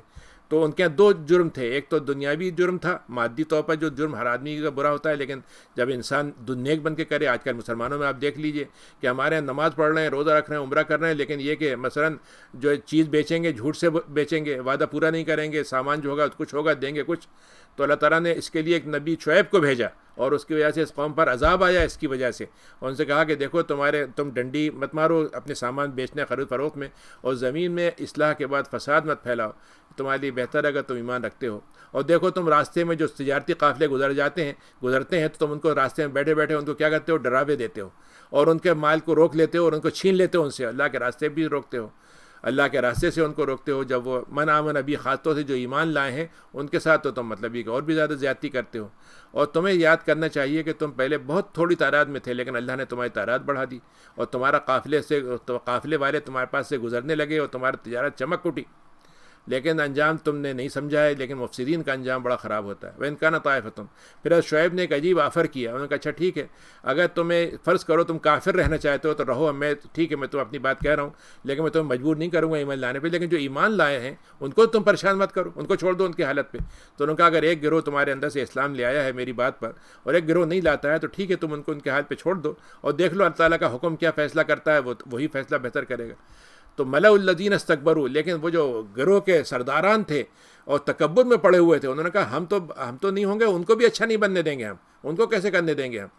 یعنی ہم تو جیسے کہتے ہیں کہ ہم تو ڈوبے ہیں، ان کو بھی ڈبوئیں گے. تو انہوں نے شعیب سے کہا لَنُخْرِجَنَّكَ، ہم آپ کو ایمان والوں کو یہاں سے بستی سے نکال دیں گے، تو یا تو یہ کرو ورنہ ہمارے مذہب میں واپس پلٹ آؤ. آج بھی یہی مطالبہ ہے مسلمانوں سے. بہت سے مسلمان نان مسلم ملک جو ہیں وہ یہی کہتے ہیں کہ بھائی آپ کو رہنا ہے تو ہمارے مذہب کو اختیار کر لیجیے، ہمارے طریقے پہ رہیے، اور اسلام کی باتوں کو یہاں نہیں اپنائیں گے. یہ ابھی جیسا فرانس میں ہو رہا ہے کہ صاحب اسلام پہ یہاں عمل نہیں ہوگا، یہ ہماری تہذیب ہے، ہماری تہذیب میں سے کوئی مقام نہیں ہے، ہماری تہذیب پہ لوٹ جاتے ہیں تو ہم آپ کو کچھ موقع دے دیں گے. تو انہوں نے کہا کہ بھائی یہ بتاؤ کہ یہ بات ہم اپنی مرضی سے جب نہیں کرنا چاہتے تو ہمیں مجبور کیوں کر رہے ہو؟ اور اگر ہم تو اگر یہ بات کریں گے تو ہم تو ایک اللہ تعالیٰ پہ جھوٹ بات بنائیں گے. ہمیں معلوم ہے کہ یہ بات غلط ہے، تو ہم تو اگر یہ بات کہہ دیں گے صحیح ہے تو ہم تو غلط کہیں گے. اور اگر ہم تمہاری ملت پہ لوٹ آئے جب کہ اللہ نے ہم کو نجات دے دی ہے تو یہ کیسے ہم کرنا چاہیں، کیسے یہ بات صحیح ہوگی؟ اور ہم تو بہرحال بات یہ ہے کہ ہم تو نہیں پلٹنے والے ہیں، طے ہے کہ ہم اللہ کے ایمان کو نہیں چھوڑیں گے. ہاں اللہ تعالیٰ کوئی ہمارے لیے آزمائش زیادہ بنا دے ہم نہیں کہہ سکتے، لیکن ہمارا عزم تو یہی ہے. اور اللہ تعالیٰ ہمارے ہر چیز کا علم، اس کے ہر چیز کا جو علم ہے، ہر چیز کا چھایا ہوا ہے اللہ کا علم، اللہ کی ہر چیز پر. ہم تو اللہ پہ توکل کرتے ہیں. پھر انہوں نے دعا کی اللہ میاں ہمارے اور ان کے درمیان میں آپ کوئی راستہ کھول دیجئے، یعنی ہمیں کو فتح دے دیجئے ہماری قوم کے خلاف، اور آپ تو بہترین فیصلہ کرنے والے ہیں. تو جب یہ بات ہوئی تو جو سردار تھے انہوں نے کہا کہ اگر تم نے شعیب کا پیروی کرنے میں تم لگے رہے تو دنیا میں بڑے خسارے میں رہو گے تم.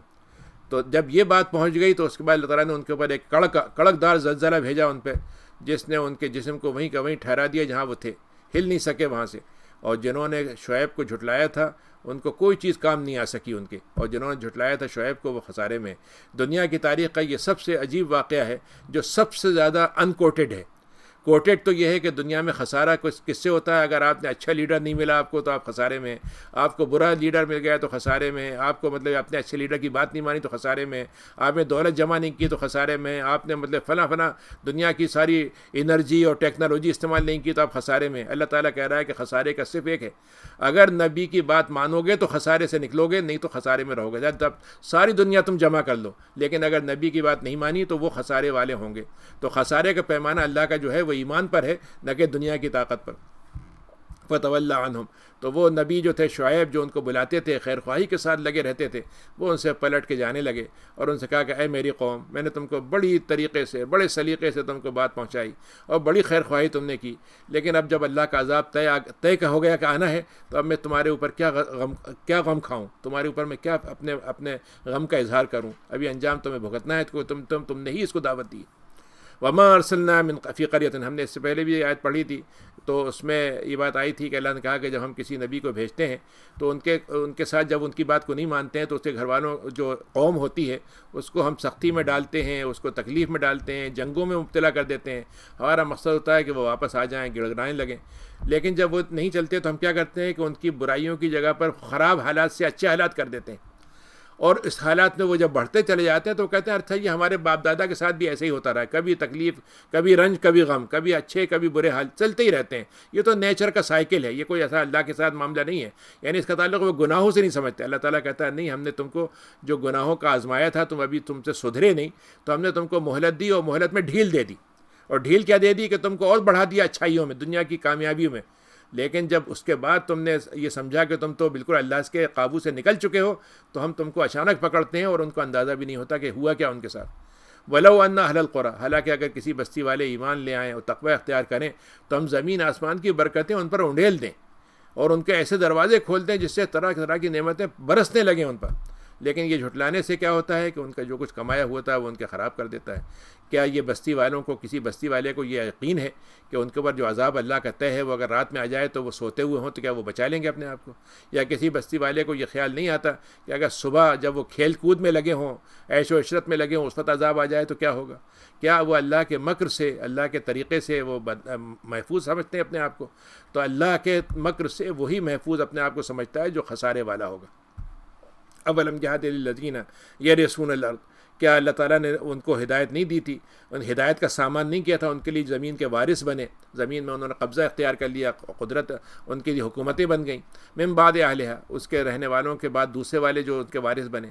اللہ تعالیٰ جب چاہے تو ہم کسی کو اس کے گناہوں کی بنا پر مصیبت ڈال دیتے ہیں، وَنَطْبَعُ عَلَىٰ قُلُوبِهِمْ، وہ پھر ہم ان کے دلوں پہ مہر لگا دیتے ہیں، وہ پھر سننے کے لائق بھی نہیں رہتے۔ تِلْكَ الْقُرَىٰ، تو یہ وہ بستیاں ہیں جن کے ہم آپ کے سامنے قصے بیان کرتے ہیں۔ وَلَقَدْ جَاءَتْهُمْ رُسُلُهُمْ، ان کے بعد رسول آئے تھے بڑی بڑی کھلی نشانیاں لے کر، لیکن انہوں نے جھٹلانے پہ اترائے اور ایمان قبول کرنا ہی نہیں چاہتے تھے، ان کے اندر آمادگی ہی نہیں تھی، تو اللہ تعالیٰ نے پھر ان کے دلوں پہ مہر لگا دی۔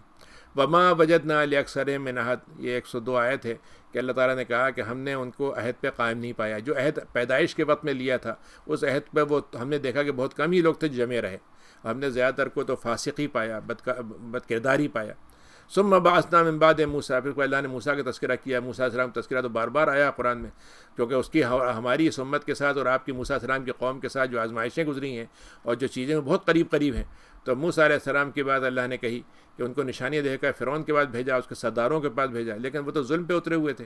اور دیکھو انجام کیسا ہوتا ہے مفسدوں کا۔ وقال موسیٰ یا فرعون، تو موسیٰ نے کہا یہ فرعون سے کہ میں رسول بن کر آیا ہوں اپنے رب کے پاس، یہ وہی فرعون ہے جس نے ان کو پالا تھا۔ تو اس نے کہا اچھا ہم نے تم کو پالا، آج تم ہم کو مطلب یہ کہ نصیحت کرنے آ گئے ہو، سبق سکھانے آ گئے ہو۔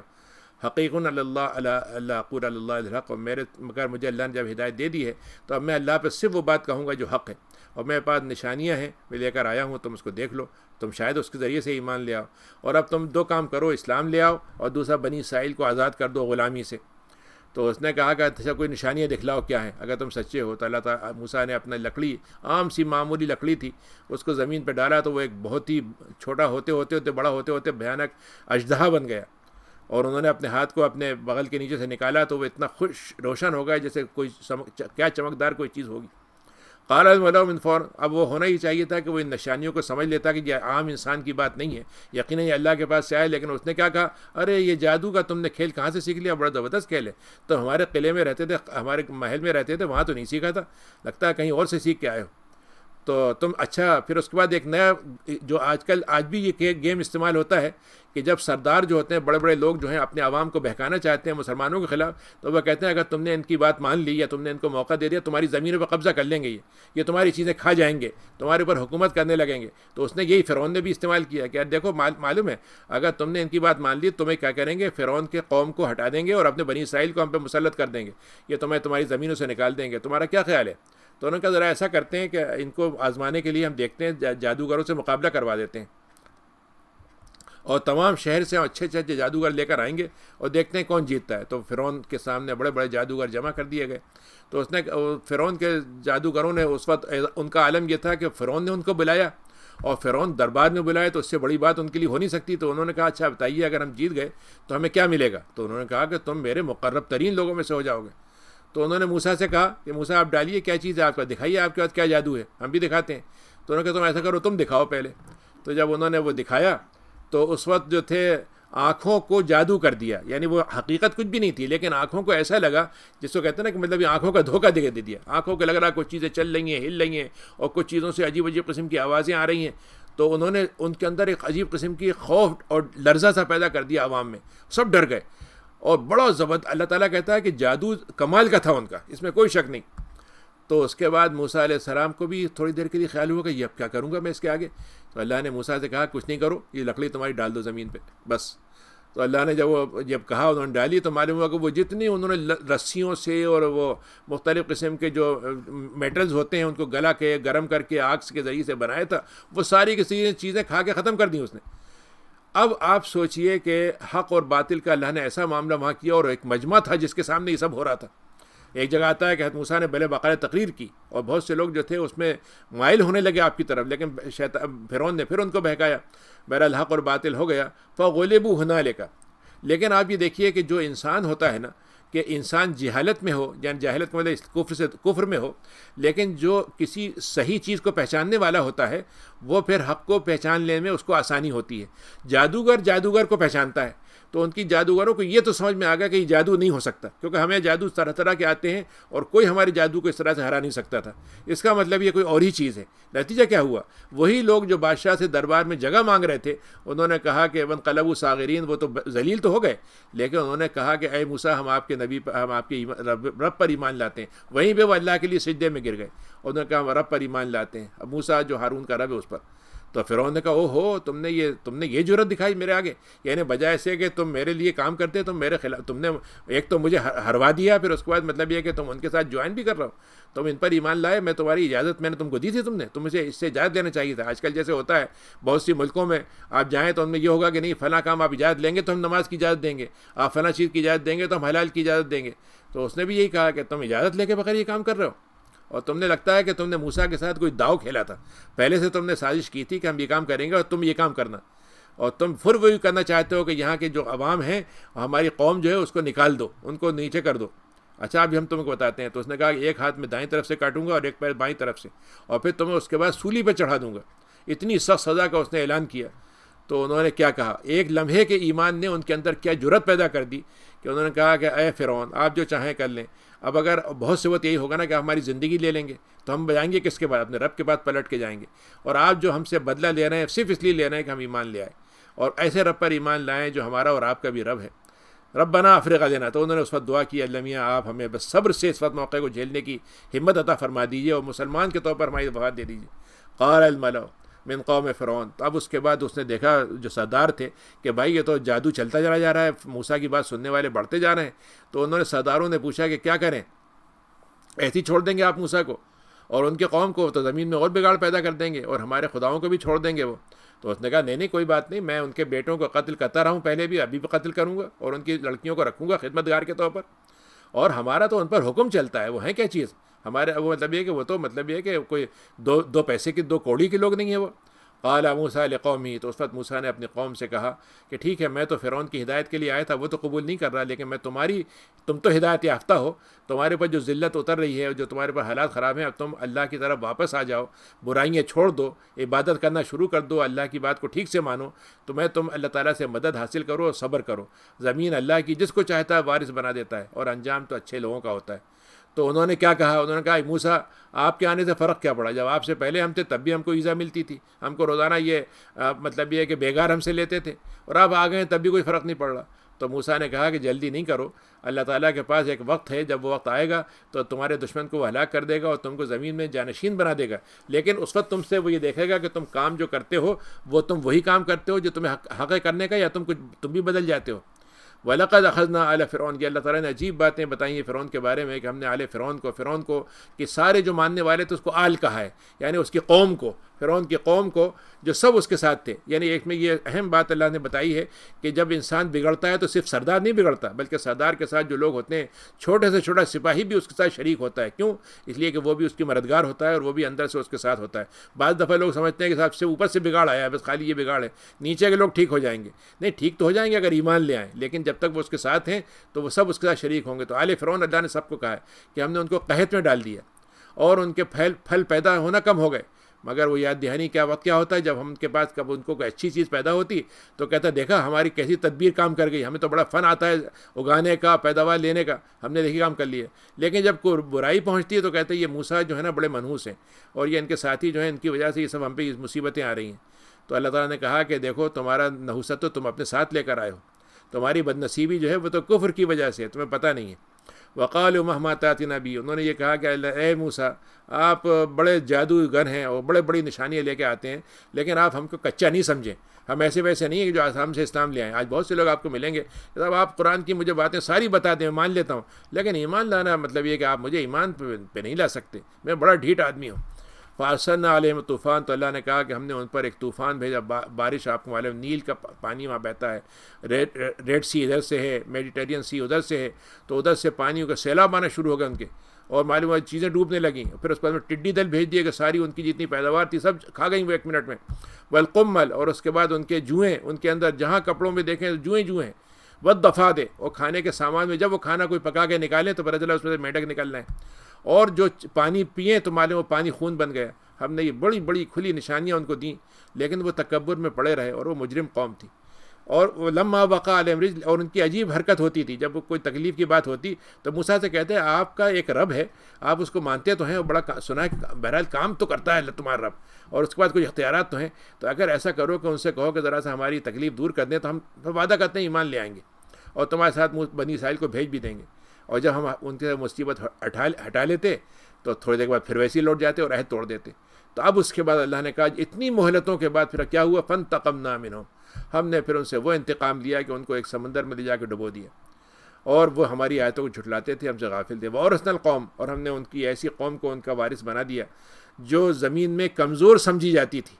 جیسے آج مسلمان ہے کہ دنیا میں ان کے کوئی مقام نہیں ہے، لیکن جب اللہ تعالیٰ یہ فیصلہ کر لیتا ہے کمزوروں کو اٹھا دے تو طاقتور جو ہیں وہ اللہ کے مقابلے میں کھڑے نہیں ہو سکتے، اور اللہ تعالیٰ پھر کمزوروں کو اہل بنا دیتا ہے کہ وہ دنیا کے اندر ان کی حکمرانی ہو جائے۔ تو اللہ نے جن کو زمین مشرق و مغرب میں بالکل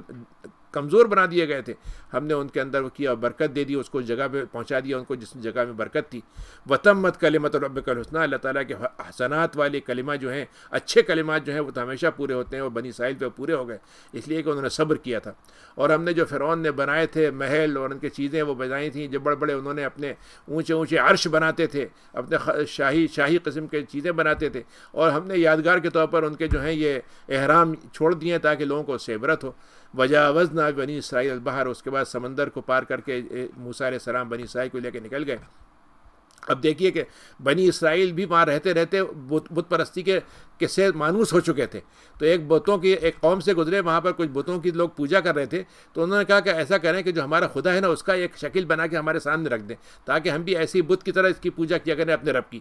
تو انہوں نے کہا تم کیسے جاہل قوم ہے، اتنی جہالت کی بات کرتے ہو، یعنی تم توحید اور بت پرستی میں فرق نہیں سمجھتے؟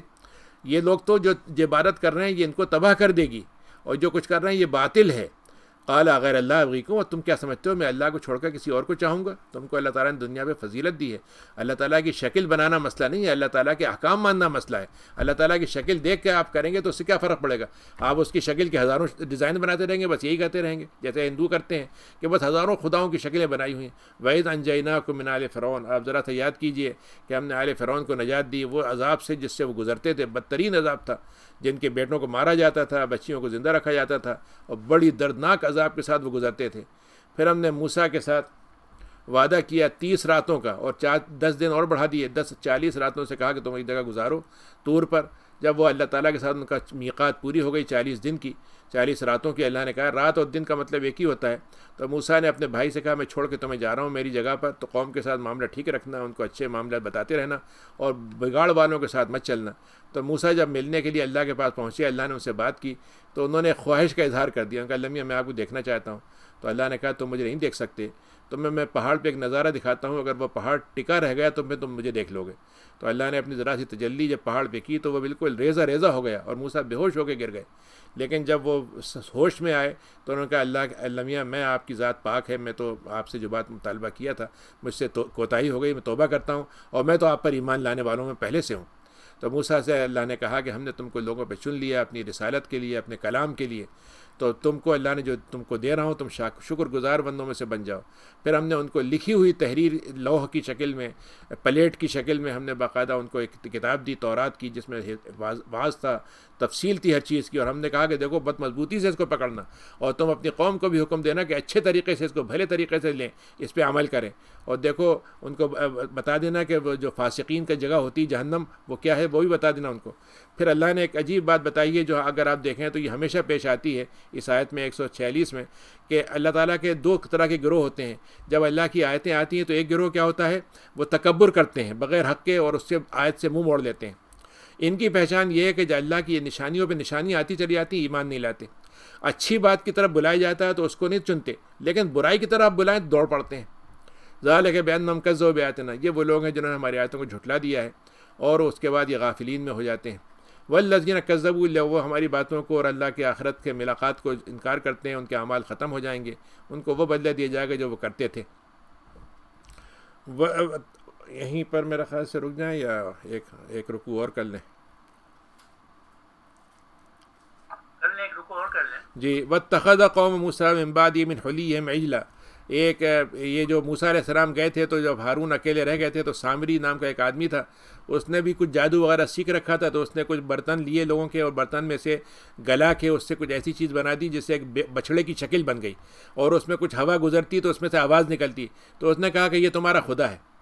تو انہوں نے، حالانکہ ان کو سوچنا چاہیے تھا کہ نہ تو وہ بات کر رہا ہے نہ وہ کسی بات کی ہدایت دے رہا ہے، مگر یہ لوگوں نے ان کو بنا دیا اور وہ ظلم کرنے والے بن گئے. لیکن جب یہ ان کے ہاتھوں میں، مطلب یہ ان کے خیال ہوا کہ یہ ہم سے کیا ہو گیا ہے، اور ان کو سمجھ میں آ گئی بات کہ ہم تو بھٹکا دیے گئے، تو انہوں نے پھر یہ کہا کہ اچھا میاں اللہ میاں ہم رحم فرما دیجئے، مغفرت کر دیجئے، ہم سے زیادتی ہو گئی ہے. تو جب موسیٰ واپس آئے اور ہم نے موسیٰ کو بتا دیا تمہاری قوم نے ایسا کیا ہے، تو بڑے غصے کی حالت میں آئے، بڑے رنجیدہ تھے.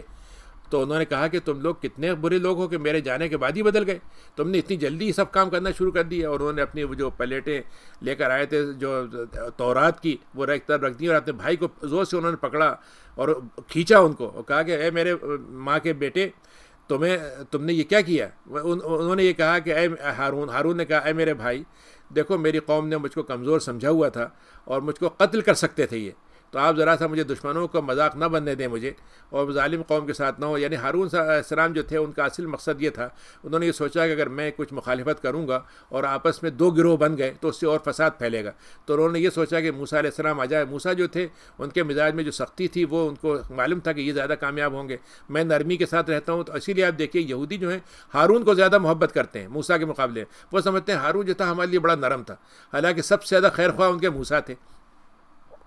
تو انہوں نے اللہ تعالیٰ سے کہا کہ اللہ میاں آپ مجھے تو معاف کر دیں، میرے بھائی کو معاف کر دیں، رحمت میں داخل کر دیں، اور آپ جو ہیں رحمت والے ہیں. اور جنہوں نے بچھڑا بنایا تھا ان کو اللہ تعالیٰ کی طرف سے غضب اور ذلت ملے گی، دنیا کے اندر بھی اور آخرت میں بھی وہ بہت سزا ملے گی. اور جنہوں نے عمل صالح برا کیا لیکن توبہ کر لی تو ان کو ہم معاف کر دیں گے. لما سکت موسیٰ الغضب، جب موسیٰ علیہ السلام کا غصہ ٹھنڈا ہوا تو انہوں نے وہ اٹھائیں، اور پھر اس میں ہدایت تھی، اس کے اندر رحمت تھی، اور اس میں ان کے لیے یہ تھا کہ وہ اپنے رب سے ڈرنے والوں کے لیے کام کی چیز تھی۔ پھر اللہ نے موسیٰ سے کہا کہ تم اپنے 70 لوگوں کو اپنے جانشین بنا لو اور ان کے ساتھ تم چلو ایک میقات پر، وہ تمہاری گواہی میں ہوں گے۔ جب وہ چلے تو انہوں نے کچھ اور مطالبہ کر دیا کہ اللہ تعالیٰ کو ہمیں دکھائیے،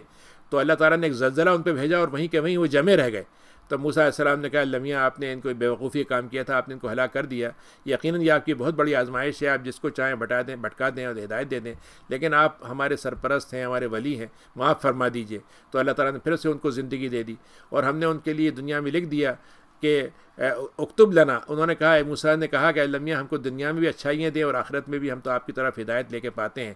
تو اللہ تعالیٰ نے کہا کہ میرا عذاب جس کو چاہے پہنچ سکتا ہے، میری رحمت ہر ایک چیز پر وسیع ہے، اور میں نے لکھ دی ہے، اس بات کو لکھ دیا ہے کہ جو تقویٰ کریں گے، زکوٰۃ دیں گے، وہ ہماری آیتوں پر ایمان لانے والے ہوں گے۔ اب یہ آخری آیت اس آیت کی ہے جو بہت اہم ہے، کہ اللہ نے کہا کہ دیکھو اے لوگو، موسیٰ علیہ السلام تو بتا دینا کہ ایک نبی آنے والے ہیں۔ تو اللہ نے کہا کہ وہ لوگ، جو نبی آئے گا اس کا نام کیا ہے؟ نبی ہوگا امی ہوگا، یعنی اس کو پڑھنا لکھنا نہیں آتا ہوگا اس کو، اور وہ اس کے بارے میں اپنی کتابوں میں لکھا ہوا اس کی صفتیں پاتے ہیں، انجیل میں پاتے ہیں۔ وہ کیا کرے گا؟ بھلائی کا حکم دے گا، برائی سے روکے گا، اور اچھی باتوں کو حلال کرے گا، اور جو خراب چیزیں ہیں، گندی چیزیں، ان کو حرام کرے گا، اور بہت سے وہ بندھن جس میں وہ پھنسے ہوئے ہیں، بنی اسرائیل پہ زیادتیاں جو انہوں نے کی تھیں، اللہ نے ان پہ سختیاں کر دی، وہ ان سختیوں کو ان سے دور کر دے گا۔ تو وہ لوگ، اللہ نے 4 شرطیں رکھی ہیں نبی پہ ایمان لانے کی، کہ پہلے تو ایمان لائیں اس پر، پھر نبی کریم کی حمایت کریں، ان کو مضبوطی عطا کریں، اور ان کی مددگار بن جائیں، اور اس نور کو جو ان پر اتارا گیا قرآن، اس پر پیروی کریں، تو یہ کامیاب ہونے والے ہیں۔ تو اللہ تعالیٰ کے نبی نے کہا کہ اے لوگوں، میں سارے جہاں کے لیے رسول بن کر آیا ہوں، اور جو آسمان و زمین کا بادشاہ، جو لوگ ایمان لائیں گے اس نبی پر، اور جو ایمان لانے والے ہیں، وہی لوگ جو ہیں کامیاب ہوں گے۔ اور امت موسیٰ میں سے کچھ لوگ ضرور ایسے تھے ہمیشہ جو حق پہ قائم رہے اور اس کے ساتھ انصاف کرتے تھے۔ تو یہ 159 آیت پہ ہم رک جاتے ہیں، انشاءاللہ اب آگے پڑھیں گے۔ اس طرح 2-3 دن پہلے ایک سوال تھا کہ کوئی بلڈر ہے جو 0% پہ وہ کہہ رہا ہے کہ ہم دے رہے ہیں آپ کو، اور اس کی 5 سال 3 سال 4 سال 6 سال 8 سال جو بھی اس کی شرط ہے، تو اس کو لینے میں کیا حرج ہے؟ اس میں ربا، تو اس پر کچھ ذرا میرے خیال میں جلدی میں کچھ جواب دیا تھا، کچھ سمجھ میں نہیں آئی تھی بات، کئی لوگوں نے مجھ سے بعد میں استفسار کیا اس مسئلے میں۔ ہاں نہیں، اس میں 2 الگ الگ حیثیتیں ہیں، جس کو ہو سکتا ہے کسی کے ذہن میں اس سے کنفیوژن ہوا ہو۔ ایک تو یہ ہے کہ بلڈر وہ ہے جو گھر بنانے والا ہے، اور ایک آدمی ہے جو خریدنے والا ہے، اور ایک فائنانسر ہے جو اس کی فائنانسنگ کرے گا۔ تو 3 پارٹیاں بنتی ہیں۔ تو اسلام میں اگر فائنانسر جو ہے تھرڈ پارٹی کے طور پر آتا ہے، وہ کہتا ہے مجھے خریدنے سے بیچنے سے کوئی تعلق نہیں ہے، میں صرف آپ کو فائنانس دوں گا اور اس پہ آپ سے پیسے لوں گا، تو یہ تو اسلام میں سود ہے، اس میں تو کوئی سوال نہیں۔ لیکن ایک دوسری شکل یہ ہوتی ہے کہ مثلا 2 شکلیں اس کی اور بنتی ہیں۔ ایک شکل یہ ہے کہ بلڈر جو ہے فرض کی وہ مالدار بھی ہے، اس نے 100 گھر بنائے ہیں اور اس کو کوئی پریشانی نہیں ہے، اس کے اپنے پیسوں سے اس نے بنائے، تو آپ سے یہ کہتا ہے کہ بھائی ٹھیک ہے، میں آپ کو 5 سال پہ اپنے مطلب یہ کہ گھر دیتا ہوں، 5 سال پہ 0% پہ میں کوئی آپ سے سود نہیں لوں گا، لیکن آپ کو پورا اتنا کرایہ دینا ہوگا مجھے۔ تو آپ کی جو ایکویٹی بنے گی 5 سال میں، اس کی بنیاد پر آپ میرے ساتھ آگے رہنا چاہیں تو رہیں، یا آپ آگے جانا چاہیں کسی کا چلے جائیں۔ تو چونکہ وہ اپنے گھر کو خود بیچ رہا ہے، تو اس لیے اس میں کوئی سود کا مسئلہ نہیں ہے، یعنی وہ جو ہے خرید فروخت ہو رہی ہے دونوں میں، اور بیچ میں کوئی فائنانسر نہیں ہے۔ تیسری شکل ایک اور ہے اسی کی، دوسری شکل یہ ہے کہ وہ اس نے اپنے ایک فائنانسر سے ڈیل کر لی ہے، اس نے کہا بھائی میرے پاس 100 گھر ہیں، تو مجھے ایسا کرو 50 ملین یا 100 ملین دے دو۔ اس نے کہا ٹھیک ہے تم لے لو مجھ سے سود پر۔ تو وہ انہوں نے آپس میں کانٹریکٹ کیا سود پر، لیکن جب وہ مجھے گھر دے رہا ہے تو وہ اس سے کہہ رہا ہے کہ مجھے کوئی آپ سے سود نہیں لینا، لیکن میں آپ کو 0% پہ لوں گا، لیکن نفع میں اتنا لوں گا۔ یعنی اگر آپ نقد لیتے ہیں تو فرض کی 5 لاکھ کا گھر ہے، اور اگر آپ قسطوں میں لیتے ہیں تو یہ 6 لاکھ کا ہوگا۔ تو اسلام میں ایک نقد رقم پہ الگ ہونا اور قسطوں کی رقم میں اختلاف ہونا یا فرق ہونا یہ مسئلہ نہیں ہے، تو اس صورت میں وہ لینا جائز ہے۔ بہت شکریہ نبی صاحب، کافی میرے خیال میں صاف ہو گئی بات اس وقت۔ سجدہ تلاوت کیا عصر کی نماز کے بعد کی جا سکتی ہے؟ جی کی جا سکتی ہے۔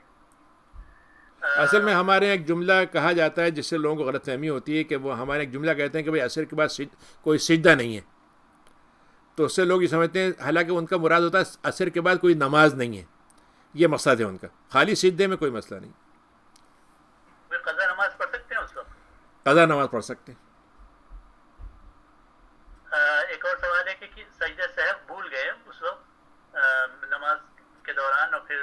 دیر ہو گئی پھر اٹھ گئے اور بعد میں خیال آیا, کچھ دیر کے بعد خیال آیا, اس کو کیسے کریکٹ کریں؟ بس اب وہ ضرورت نہیں ہے اس کی, مطلب یہ ہے کہ نماز ہو جائے گی, کمی رہ گئی لیکن نماز ہو جائے گی. یا بعد میں کر لیں سجدہ سہو؟ اگر وہیں بیٹھے ہوئے ہوں اسی وقت کر لیں تو ٹھیک ہے. اچھا یہ سوال ہے, in your opinion in your opinion, please name couple of surahs that you think are very powerful and sabaq amuz and that can change one's life. بھائی امام شافعی نے ایک دفعہ ایک بات یہ کہی تھی کہ اگر فرض کیجئے کہ ایک قرآن نہ اترا ہوتا اور صرف سورہ عصر اتری ہوتی تو یہ ایک سورت تنہا جو ہے انسان کو یعنی 3 باتیں بتانے کے لیے کافی ہے. ایک تو یہ ہے کہ انسان جو ہے وہ لوزر ہے, دوسرا یہ ہے کہ وہ لوزر سے سکسیزفل بننے کا ایک طریقہ ہے اس کے پاس کہ وہ ایمان لے آئے, اور سکسیزفل بننے کے بعد کنفرمیشن اس کی ہو جائے کہ واقعتاً وہ ہمیشہ بنا رہے گا اس کے لیے, اور تیسری بات ہے کہ صبر اور حق کی دعوت میں لگا رہے. تو آپ سوچئے کہ اس ایک صورت کو انہوں نے کہا ہے کہ اس میں ساری چیزیں جمع کر دی گئیں, لیکن آپ قرآن مجید کی تو عجیب شان ہے کہ آپ جب جاتے ہیں تو آپ کو بالکل آپ سمجھیے باغ میں جاتے ہیں نا تو آپ کو ایک پھول لگتا ہے اس سے اچھا نہیں ہوتا, آپ دوسرے پہ جاتے ہیں کہ اس سے اچھا نہیں ہے. تو قرآن کے تو ہر مضمون کی ایک جان ہے جو جس کا کوئی آدمی وہ کر ہی نہیں سکتا. ایک سوال ہے کہ وہ چھوٹی صورتیں تو اپنی جگہ پر ہیں لیکن بڑی صورتوں میں سے اگر صرف 3 ورسز پڑھ لی جائیں تو کیا نماز ہو جائے گی؟ جی جی بالکل, یا بڑی ایک آیت, 3 چھوٹی اور ایک بڑی آیت. ایک یا بڑی ایک ہے. ایک کہہ رہے ہیں کہ سم اسکالر سے equal to at least 18 words, تو کیا یہ بھی اس میں بھی کوئی حقیقت ہے؟ مطلب یہ کہ وہ خواہ مخواہ کی مطلب یہ کہ باریکی سے ایک نقطہ نکالنے والی بات ہے. بات یہ ہے کہ 3 چھوٹی آیتیں, 3 چھوٹے ورسز جو ہیں, ہاں اب اصل میں وہ عام طور سے وہ حساب لگا لیتے ہیں کہ مثلا انا اعطیناک کل کوثر میں کتنے الفاظ ہیں, اس کا انہوں نے حساب لگا لیا ہوگا. یہ بتائیے آپ کہ ابلیس کی پنشمنٹ کیا ہوگی قیامت کے دن؟ وہ تو آگ کا بنا ہوا ہے. وہاں پہ اللہ میاں نے کہا ہے کہ جہنم میں ایک جگہ ہوگی جو زمہریر کہلاتی ہے. زمہریر جو ہے وہ کولڈ فریزر ہے, وہ اس کو وہاں ڈال دیا جائے گا. جی. اچھا یہ ایک میسج ہے, اس میں اگر میں غلطی کروں اس لیے کہ کچھ اردو میں ہے کچھ انگلش میں ہے, میں جو سمجھ رہا ہوں وہ یہ ہے کہ اگر کوئی مریض اپنے ہوش حواس میں ہو مگر میڈیکل ریزنز کی وجہ سے یورین کیتھیٹر بھی لگا ہوا ہے, ڈائپر بھی استعمال کرتا ہے, تو اس کے لیے نماز کا کیا حکم ہے؟ کیا اس کو استثناء ہے, کوئی کفارہ ہے یا فدیہ دیا جا سکتا ہے, یا وہ ان حالات میں بھی نماز پڑھ سکتا ہے؟ انہی حالات میں وہ تیمم کرے گا اور تیمم کر کے نماز پڑھ لے گا تو وہ عذر والا مانا جائے گا, عذر میں اسی گنجائش ہے, اس کے ساتھ نماز ہو جائے گی. کافی صاف ہوگی یہ بات. Nail cutting at night is prohibited اور فاربیڈن؟ اصل میں نہ پروہیبٹڈ ہے نہ فاربیڈن ہے, بس یہ مشورہ دیا گیا ہے کہ رات میں نہ کاٹیں. اصل میں یہ بات یوں بھی تھی, حکمت کی بات اس میں یہ ہے کہ رات کے اندھیرے میں آپ کاٹ رہے ہیں, مثلا اب تو لائٹ ہوتی ہے نا, دن ہماری راتیں بھی دن بن گئی ہیں, تو اس وقت معلوم ہو ذرا سا زیادہ کاٹ لیا یا کچھ وہ ہو گیا, تو اس کو مناسب نہیں سمجھا گیا کہ رات میں کاٹیں. لیکن یہ کوئی حرمت کی چیز نہیں ہے, بلکہ ادب کے لحاظ سے بات, ادبی لحاظ سے بات. جی بالکل. کبھی بھی کاٹ سکتے ہیں, دن میں کاٹیں یا رات میں کاٹیں. جی. اچھا کچھ یہ ریا کے سلسلے میں بات ہے کہ اگر وضو بار بار کسی کو کرنے کی ضرورت پڑ رہی ہے, اگر کسی کو جلدی ایسی کوئی وجہ ہے, بیماری ہے یا سم تھنگ, تو کیا بغیر وضو کے یا وہ تیمم کر لے, کیا ہے اس کی؟ نہیں وہ بھی وہی ہے, یہ بھی اسی عذر میں آئے گا جیسے پیشاب کے قطرے کسی کے نکل رہے ہیں, ایسے ہی اگر کسی کی ایسی بیماری ایسی ہو گئی ہے کہ مطلب یہ کہ ایک نماز بھی نہیں پڑھ پائے گا وہ صورت میں, تو ایک دفعہ وضو کر لے اور اس کے بعد ایک نماز اس سے پڑھ لے اسی حالت میں جس طریقے سے ہے, تو اس کی نماز ہو جائے گی. اب یہ کہ وہ اگر وہ کیفیت کبھی دور ہو جائے تو پھر وضو کا اہتمام کرے. پھر اس میں اگر کے دوران ہو جائے تو اس سے نماز نہیں خراب ہوگی.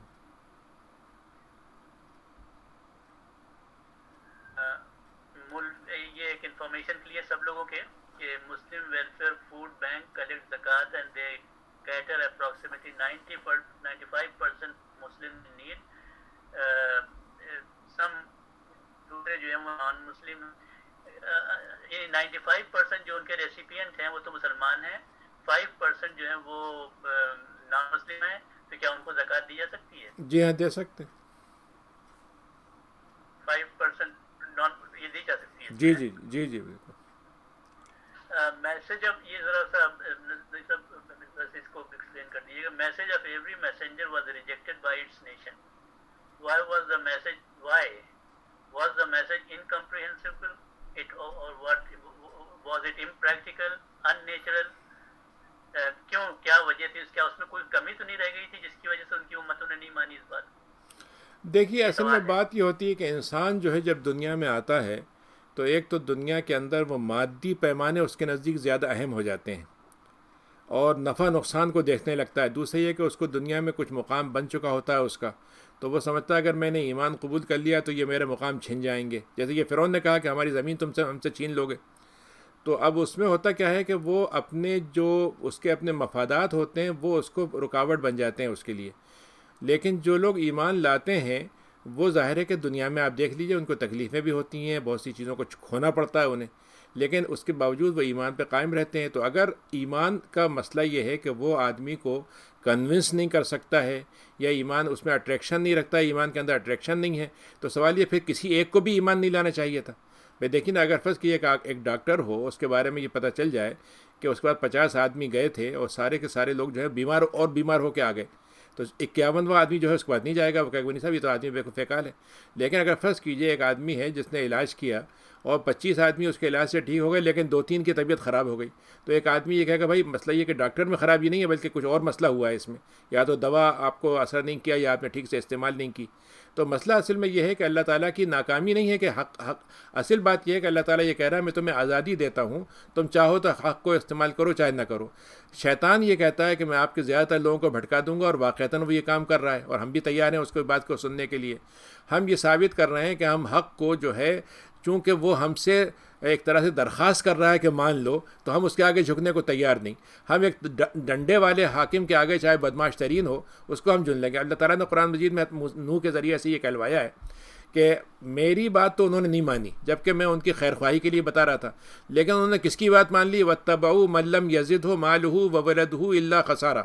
یعنی انہوں نے ان کی بات مان لی جنہوں نے ان کا مال بھی لوٹ لیا, ان کی جانوں کو بھی ختم کروا دیا, ان کی قوم کو بھی لٹوا دیا, مروا دیا, لیکن اس کو مانے جا رہے ہیں. تو اب آپ سوچئے کہ اگر کوئی آدمی یہ کہے کہ اس کا مطلب یہ کہ نبی کریم کی ناکامی تھی یا مشن کی ناکامی تھی یا اللہ میاں کی طرف سے صحیح طریقہ اختیار نہیں کیا, تو یہ بات نہیں ہے. اگر یہ بات ہوتی تو پھر یہ صحابہ جو اسلام لائے یا جو صحابہ کے نبیوں کے ایمان لانے والے تھے, ایک ہوں 2 ہوں جو بھی تھے, وہ کیوں پھر جمے رہے؟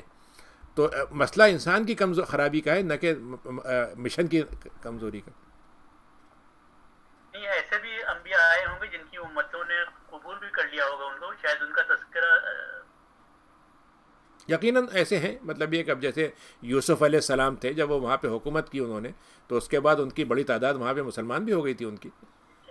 یہ سوال ہے نبی صاحب کہ مومن اور مسلم میں کیا فرق ہے قرآن سے؟ 2 الگ الگ لفظ بھی ہیں اور 2 ایک ساتھ بھی ہیں.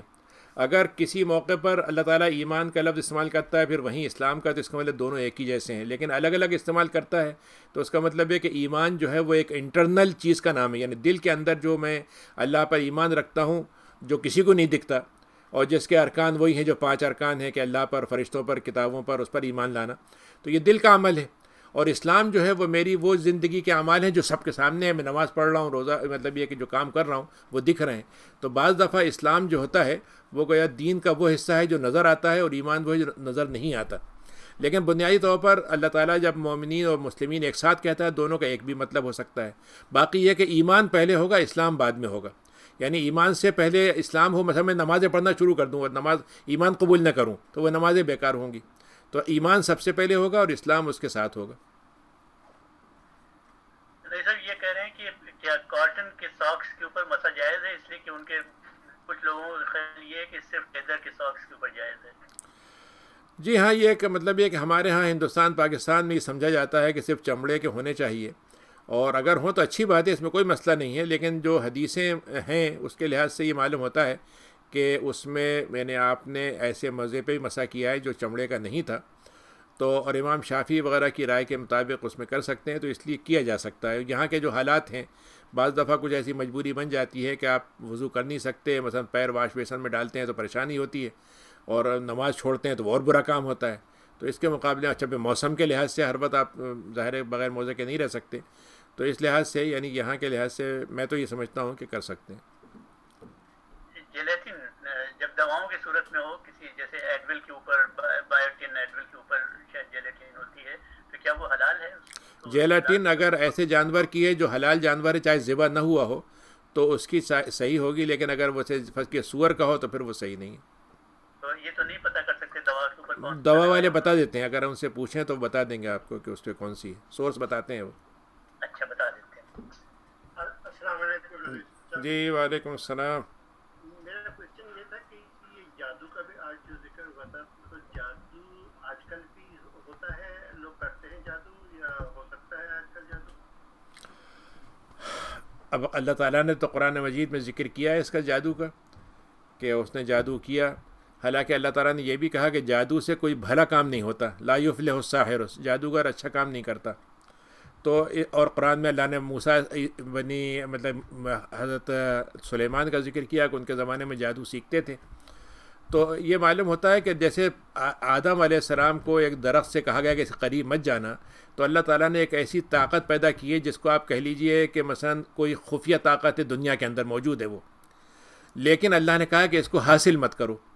تو یہ اللہ کی ایک آزمائش ہے کہ ایک اللہ تعالیٰ نے جس کو آپ کہہ لیجئے کہ وہی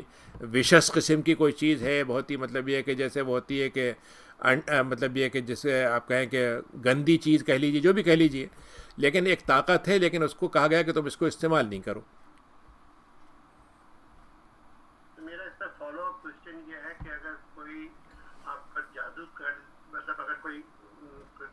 یہ سوچے کہ مجھے جادو کرنا ہی ہے اور وہ کسی پہ جادو کر دے، تو کیسے پتہ یہ ہوگا کہ اس پہ جادو ہوا یا نہیں؟ ہاں وہ اصل میں اس کے بارے میں یعنی یہ تو معلوم ہوتا ہے کہ کچھ نہ کچھ جادو کے اثرات انسان کے اندر ظاہر ہوتے ہیں، کہ مثلا فرض کیجئے کہ وہ ایک عام سی زندگی گزار رہا تھا، لیکن کچھ چیزیں عجیب سی کرنے لگا، کچھ چیزیں بھول گیا، کبھی اس کے مزاج میں تبدیلی آ گئی، کوئی ایسی باتیں ہو گئیں، تو اس کے اندر اگر اور کوئی سبب نہیں ہے مثلا کسی قسم کا، تو اس پہ جادو کا سوچا جا سکتا ہے. اور جادو کا استعمال یہ ہے کہ اس کا علاج یہ ہے کہ قرآن کی آیتوں سے کیا جائے.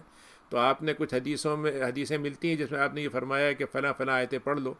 تو اس سے جادو کا اثر نکل سکتا ہے. اور آپ نے خود آپ کے اوپر جادو کا جو اثر ہوا تھا اس میں آپ کے اللہ تعالیٰ نے سورہ جو چاروں قل ہیں وہ اتارے تھے کہ ان کو پڑھ لیجئے آپ، تو اس سے آپ کے اثر دور ہو گیا تھا. حالانکہ آپ کے جادو کا اثر آپ کے پیغام پہ نہیں ہوا تھا، صرف آپ کی ذاتی طور پر جو کچھ چیزیں ہوتی ہیں کہ جیسے آپ کوئی چیز کہیں رکھی تھی بھول گئے، اس طرح کے اثر اس پہ ہوا آپ پر. السلام علیکم ندی صاحب. جی وعلیکم السلام. ندی صاحب سے ایک چھوٹا سا کویشچن چاہیے تھا آپ سے کہ سورت نماز میں صورتیں ہم لوگ پڑھتے ہیں، سپوز کہ یہ سورہ ناس لاسٹ صورت ہے، تو ہمیں ناس سے اوپر جا سکتے ہیں یا اوپر سے نیچے آ سکتے ہیں؟ پہلا سوال یہ. اب جو جی جی جی جی دوسرا اس کا پارٹ یہ ہے کہ سپوز کہ انا اعطینا ہم پڑھتے ہیں تو اس کے بعد ہم بڑا صورت پڑھ سکتے ہیں کہ نہیں؟ مقصد انا اعطینا کے بعد ہم قل یا ایھا پڑھ سکتے ہیں کہ؟ جی ہاں، اب جو اس وقت قرآن مجید کی ترتیب ہے الحمد سے جو شروع ہو کے سورہ ناس پہ جاتی ہے، تو ہمیں قرآن جو ہے اس ترتیب سے آگے کی طرف جانا ہے، پیچھے کی طرف نہیں آنا ہے. مثلا جیسے آپ نے انا اعطینا پڑھ لی تو اس کے بعد آپ قل یا ایھا الکافرون پڑھیں گے، ارایت الذی نہیں پڑھیں گے. ٹھیک. اور چھوٹے سے بڑا پڑھ سکتے ہیں؟ ہاں ہاں ہاں، کوئی مسئلہ نہیں اس میں. آیا کا کوئی نہیں نہیں اس میں کوئی ایسی بات نہیں. السلام علیکم ندی صاحب، چھوٹا سا سوال ہے. جی جی کسی نے سوال کیا تھا کہ قرآن کی مختلف صورتوں کا اس کا، تو یہ جو پنج سورہ جسے کہتے ہیں، سورہ یاسین، سورہ رحمان، سورہ واقعہ، سورہ اور مزمل اور سورہ ملک، ان کی اہمیت پھر کیوں ہے؟ کیا ہے اس کی؟ ان کی اہمیت یہ ہے کہ جیسے حدیث میں آتا ہے کہ فلاں سورت کے پڑھنے سے یہ ثواب ملتا ہے، فلاں رات کے پڑھنے کی ہے، فلاں صبح پڑھنے کی ہے. ایک تو یہ ہے، اور دوسرا یہ ہوتا ہے کہ بعض لوگ اپنا ایک معمول بنا لیں کہ بھائی یہ کم سے کم پڑھ بھی لیں، یاد بھی کر لیں. تو اپنے طور پر لوگوں نے اپنے طور پر وہ جمع کر لی ہیں صورتیں، بس اس معنی میں ہے. اچھا، اور اس سے زیادہ کچھ نہیں ہے؟ نہیں، اس سے زیادہ کچھ نہیں. شکریہ. جی شاہنواز صاحب. السلام علیکم ڈاکٹر صاحب. جی وعلیکم السلام. وہ کہتے ہیں کہ جمعے سے پہلے ناخن کاٹنے چاہیے یا جمعرات کو، تو کچھ ایسا کوئی ہے کچھ، یا جب چاہے کاٹ لیں؟ جب چاہیں کاٹ لیں. یہ سب آداب میں سے ہیں یہ چیزیں، یعنی یہ احکام میں سے نہیں ہیں. آداب کا مطلب ہوتا ہے جیسے آپ کچھ فرض کیجئے کہ میں مثال دوں کہ آپ گھر سے باہر نکل رہے ہیں تو آپ نے مثلا ایک جگہ چابی کی جگہ بنا دی کہ چابی یہاں رکھیں گے، تو آپ چابی کہیں بھی رکھ سکتے ہیں. تو ایسے یہ چیزیں ہوتی ہیں کہ بھئی اپنے جو ہفتے والا معمول ہیں، جو آپ نماز سے پہلے جائیں گے نہ، تو نماز سے پہلے کیا کام کرنے ہیں، تو چونکہ مغرب کے بعد سے لے کے جمعے کا وقت شروع ہو جاتا ہے، اس وقت سے لے کے جمعے سے پہلے تک آپ یہ کام کر لیں، اس معنی میں ہے. تو وہ اس کا کوئی یعنی اس سے تعلق نہیں ہے کہ یہ حلال حرام کی چیز ہے کوئی. جی جمال بھائی، ایک اور میرا چھوٹا سا کہ وہ جو وضو ریاض سے جاتا ہے بار بار، تو کسی نے کہا تھا کہ 3 دفعہ کر لو پھر اس کے بعد کرنے کی ضرورت نہیں، تو 1 دفعہ کرنا کافی ہے یا 3 دفعہ کرنا چاہیے؟ مطلب وہ انہوں نے جنہوں نے یہ کہا ہے 3 دفعہ کا، وہ یہ کہنا چاہ رہے ہیں کہ اگر آپ کو 3 دفعہ کرنا پڑ گیا تو اس کا مطلب مجبوری بن گئی، یہ مطلب ہے ان کا. اچھا اچھا. یہ چھوٹا سا میرا خیال ہے کہ آپ ابھی دوران گفتگو کی بات ہو رہی تھی، عزیز صاحب نے کہا کہ ہم بھی ہر انسان کا کی بات پوچھ ہوگی روز محشر، اور نبیوں کی بھی ہوگی، تو نبیوں کی کس حد تک وہ تو غلطی نہیں کرتے، ان کو کیسے آپ ان کی بھی بات پوچھ ہوگی کیا؟ دیکھیے بعض پرس کے تو آپ نے خود ہی ہم کو بتائیں کہ 2 درجے ہیں. ایک درجہ تو یہ ہے کہ اللہ میاں نے سارا اعمال نامہ ہم کو پڑھوا دیا اور ہم کو سب نظر آ گیا، اور اس کے بعد اللہ میاں نے کہا یہ تمہارا میں نے حساب پڑھا دیا، لیکن جاؤ تمہاری بخشش ہو گئی، میں تم سے پوچھ ہی نہیں رہا، اس بارے میں کوئی سوال نہیں کر رہا. تو یہ تو آپ نے فرمایا کہ یہ ہو سکتا ہے انبیاء کے ساتھ ایسا نہ ہو یا اس کے قریب کوئی چیز ہو. لیکن جو دوسرا سوال کا حصہ ہے کہ جس میں سوال کے بعد جیسے کہتے ہیں کہ وہ کویشچن آنسر اس پہ ہو جائیں گے، جرح کر لیں گے جسے کہتے ہیں، تو وہ جرح والا تو معاملہ بڑا خطرناک ہے، وہ تو پھر اس میں آدمی کا بچنا مشکل ہے. لیکن جو عام مسلمان ہیں ان کے ساتھ بھی معاملہ اللہ تعالیٰ کا یہ ہوگا کہ وہ صرف ایک اعمال نامہ ان کو دکھایا جائے گا اور اس کے بعد ان کو آگے بڑھا دیں گے. سبحان ربک رب العزت عما یصفون والسلام علی المرسلین والحمد للہ رب العالمین.